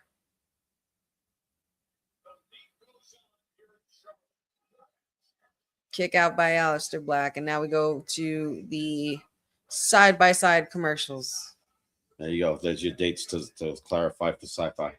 Oh, yes. For the February next 2 13th weeks, through 2 weeks event, SmackDown's going to be on Sci-Fi again. Don't forget, guys, February 13th and the 20th on Sci-Fi at 8, not the USA Network due to the Olympics. So make sure you guys tune into Sci-Fi for the next 2 Fridays for when we have our watch along, so you don't miss the rundown and the play-by-play of everything SmackDown, especially with me. Solo still dominating in the corner, going after Randy Orton with some punches. He's got both Randy and Alistair sitting in the corner, and this can only mean one thing. Somebody's getting squashed. And it looks like it might be both of them. Boom to Alistair in the corner. Boom to Randy Orton in the corner. And Solo's absolutely taken over this match. And it looks like things are working out in his favor so far, or so we think. Let's not forget, Trick Williams is still outside at ringside. And we also have a lantern in Solo Sikoa's possession. That really needs to go back to its rightful. That needs to go back to its rightful owner. Period. Absolutely. Boza says Alistair. Guxagu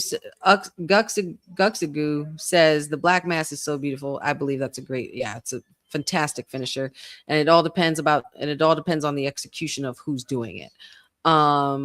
Let's see. Jeff says Solo. Alistair Black versus Penta would be fire. I would love to see that in the future. Let's see. Mag says he'd like to see Alistair win, but he thinks that Randy probably will be the one to come out on top. So we shall see. Alistair and Solo are still in the ring one-on-one. Solo with a quick chop, Alistair with a quick elbow and a headbutt by a Samoan, and you know that hurts. Looks like he's bringing Alistair to the top rope, to the top of the corner here. 8 more minutes. A lot of things can happen. 8 more minutes. So much can happen. As long as they leave some room, we need Uncle Howdy. If Solo wins, then Uncle Howdy will show his face. If Solo loses, either way, something's going to happen. Alistair and Solo spending a lot of time here on the top rope. Some dangerous red district areas here. Okay. Solo Sikoa is down. Randy Orton picking up the pieces while Alistair is still remains on the top rope on the other side of the ring. Randy Orton looking to pick up where Solo left off before Alistair can even come up with a reversal to kick him, to stop him from capitalizing on the situation. Alistair being very crafty and using his surroundings. Enough with the commercials. Nobody cares. Really. Nobody cares about Arby's. I don't think I would ever eat at Arby's. Me neither. Not anymore. All right. And we're back from commercial. We have 6 minutes left. It's 10:54. Who's coming out on top? We got a super duper plex there delivered by the Viper onto Alistair Black. And now Solo with his own Uso splash here. 1, 2. Oof, very close to the 3. Close to the 3. Sit down, Trick. Even Trick. Trick is getting up like. Even Trick Williams. Trick Williams giving the Kevin Hart right now, though. Just making sure to see and to confirm that that was not a 3.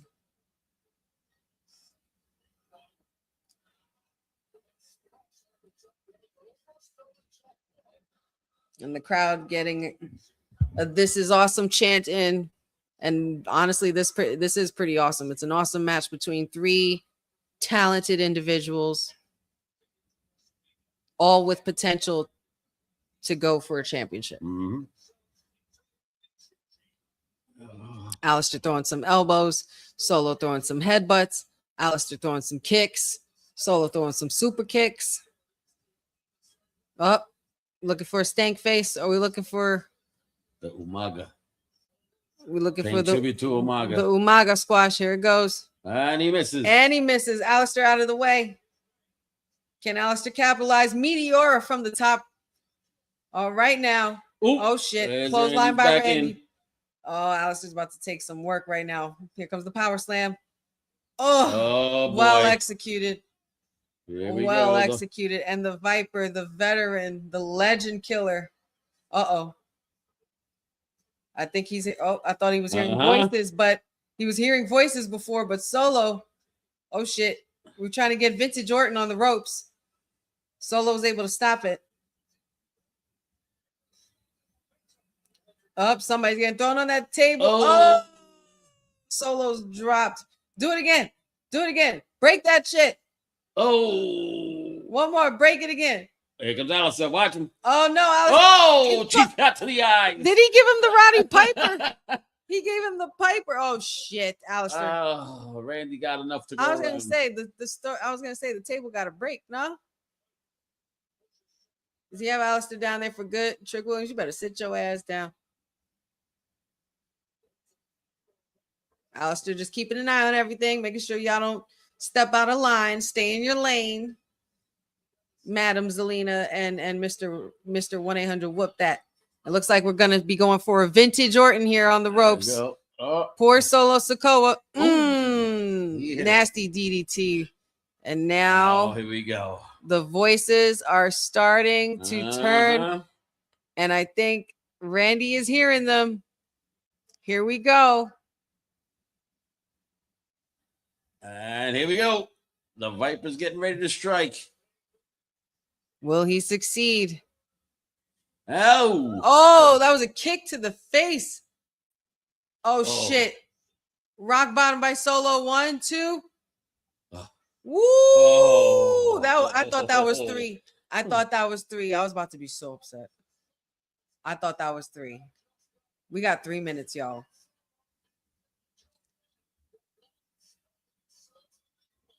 Bozo, you leave Zelina alone. I'll kick your butt. What do you say about Zelina? He says Zelina's crying. So what's she crying? She want her husband to win.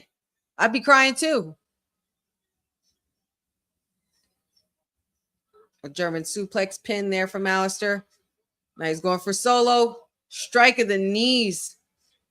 Watch the ropes. Oh, wow. Another kick out by Solo. Alistair Black is pissed off. What else is it going to take? Oh, no. Oh, my poor guy. Alistair, turn around. Turn around. Oh, it's over. No. Oh, 1, 2. Woo, you almost had it. Shit, here it comes. Okay. Oh. Please give him a black mask. Give him a black mask. Black mask. End it. Oh. Shit. Oh. Reverse. He hit it. He hit the. But can he capitalize? Can he capitalize? No. Alistair, veteran move. Good job, Alistair. You better roll your ass out. I'm not the one getting pinned for this shit. I'm not the one getting pinned.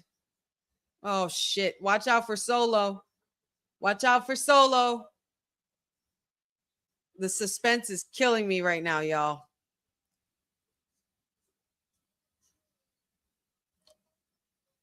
Viper is not turning around. We got 1 minute, bro.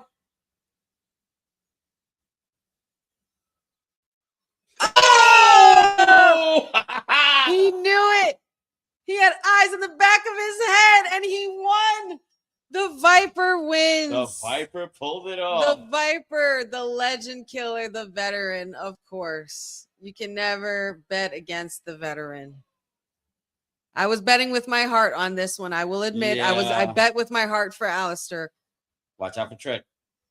Oh, yeah, definitely. Yeah. He might pop up. Watch out for Trick. The Viper comes out with the win, and he is officially the first participant entered into the men's elimination chamber match for Chicago. Good, really good freaking match. But both of the matches tonight for the qualifiers were amazing. Yep. Shout outs and congratulations to Randy. Tiffany Stratton, and shout outs and congratulations to the Viper. Further putting their stamp and trying to continue to make their mark on their road to WrestleMania. Congratulations to the Viper. Shout outs to WWE for putting my boy Alistair in the main event. And he was a highlight. He was very good. Yeah, overall the night as a whole, this was a good show. It was a good show. I would give this show a good 8.5. I would give it a good 8.5. Yeah. Pretty much. only because I know that there's more on the way. Yes. And I would have liked Uncle Howdy to show up, but it's okay. I know it's coming. Solo, you're gonna get your just still gotta find out the mystery. Where was the MFTs tonight? Yep. What happened? They never explained that. So this is to be continued. Yes, definitely to be continued. Also with the women, they rocked the house tonight. Jordan Grace and Jade Cargill getting the win on Liv and Raquel Rodriguez was pretty crazy highlight. But this was definitely a fun Friday night SmackDown, y'all. And I appreciate you guys and thank you guys so much for bringing all your energy, because now unfortunately it's the end of our 3 hours and this is where we leave you. This was so much fun. We will definitely be back at it next week. Make sure you guys tune in to All Things Women's Wrestling Talk. Make sure you guys subscribe to the Women's Wrestling Archive and send a donation to our cause for women's wrestling, both in the indies and on the main roster. Shout outs to all my peeps in Women's Wrestling Talk, all the co-hosts, Kane, Will, Courtney, Boss Lady TK, said everybody in the house, Dion as well. Shout outs to the boys at Kayfabe. We'll see you guys next week for that too. And just have a safe and wonderful weekend. Also, shout outs to my Papa Honey, my special guest with the best hat, ever. But I know you guys can always follow me. Well, you can follow Papa Honey at the 24inchpythons.com. You want to find out what the regimen to get these muscles, you can do that through that website. Also, don't forget to follow me on all the socials under Wrestling with Honey everything, Wrestling with Honey podcast on YouTube. Still, Wrestling with Honey podcast is up and running with the Honey Night SmackDown watch along. Episodes are going to be coming very, very soon. And I can't wait for you guys to see it. So shout outs to everybody in the chat. Shout outs to everybody viewing, everybody listening, and everybody who continues to support Women's Wrestling Talk, Honey Night SmackDown, and all of my peers here. But don't forget, this is the Sweetest Deuce signing off with Papa Honey from the Florida residence, from our Honey Night SmackDown watch along as part of Women's Wrestling Talk. And what is Women's Wrestling Talk? The #1 women's wrestling network on the planet. You heard it here. Have a good weekend, guys. Y'all take. Thanks for joining WWT. Don't forget to like us on all social media platforms at WW Talk Pod. Like and subscribe on all video and audio platforms, like yesterday, my G. And check out our website at www.talkpod.com. Thanks for watching Women's Wrestling Talk, the #1 women's wrestling network on the planet.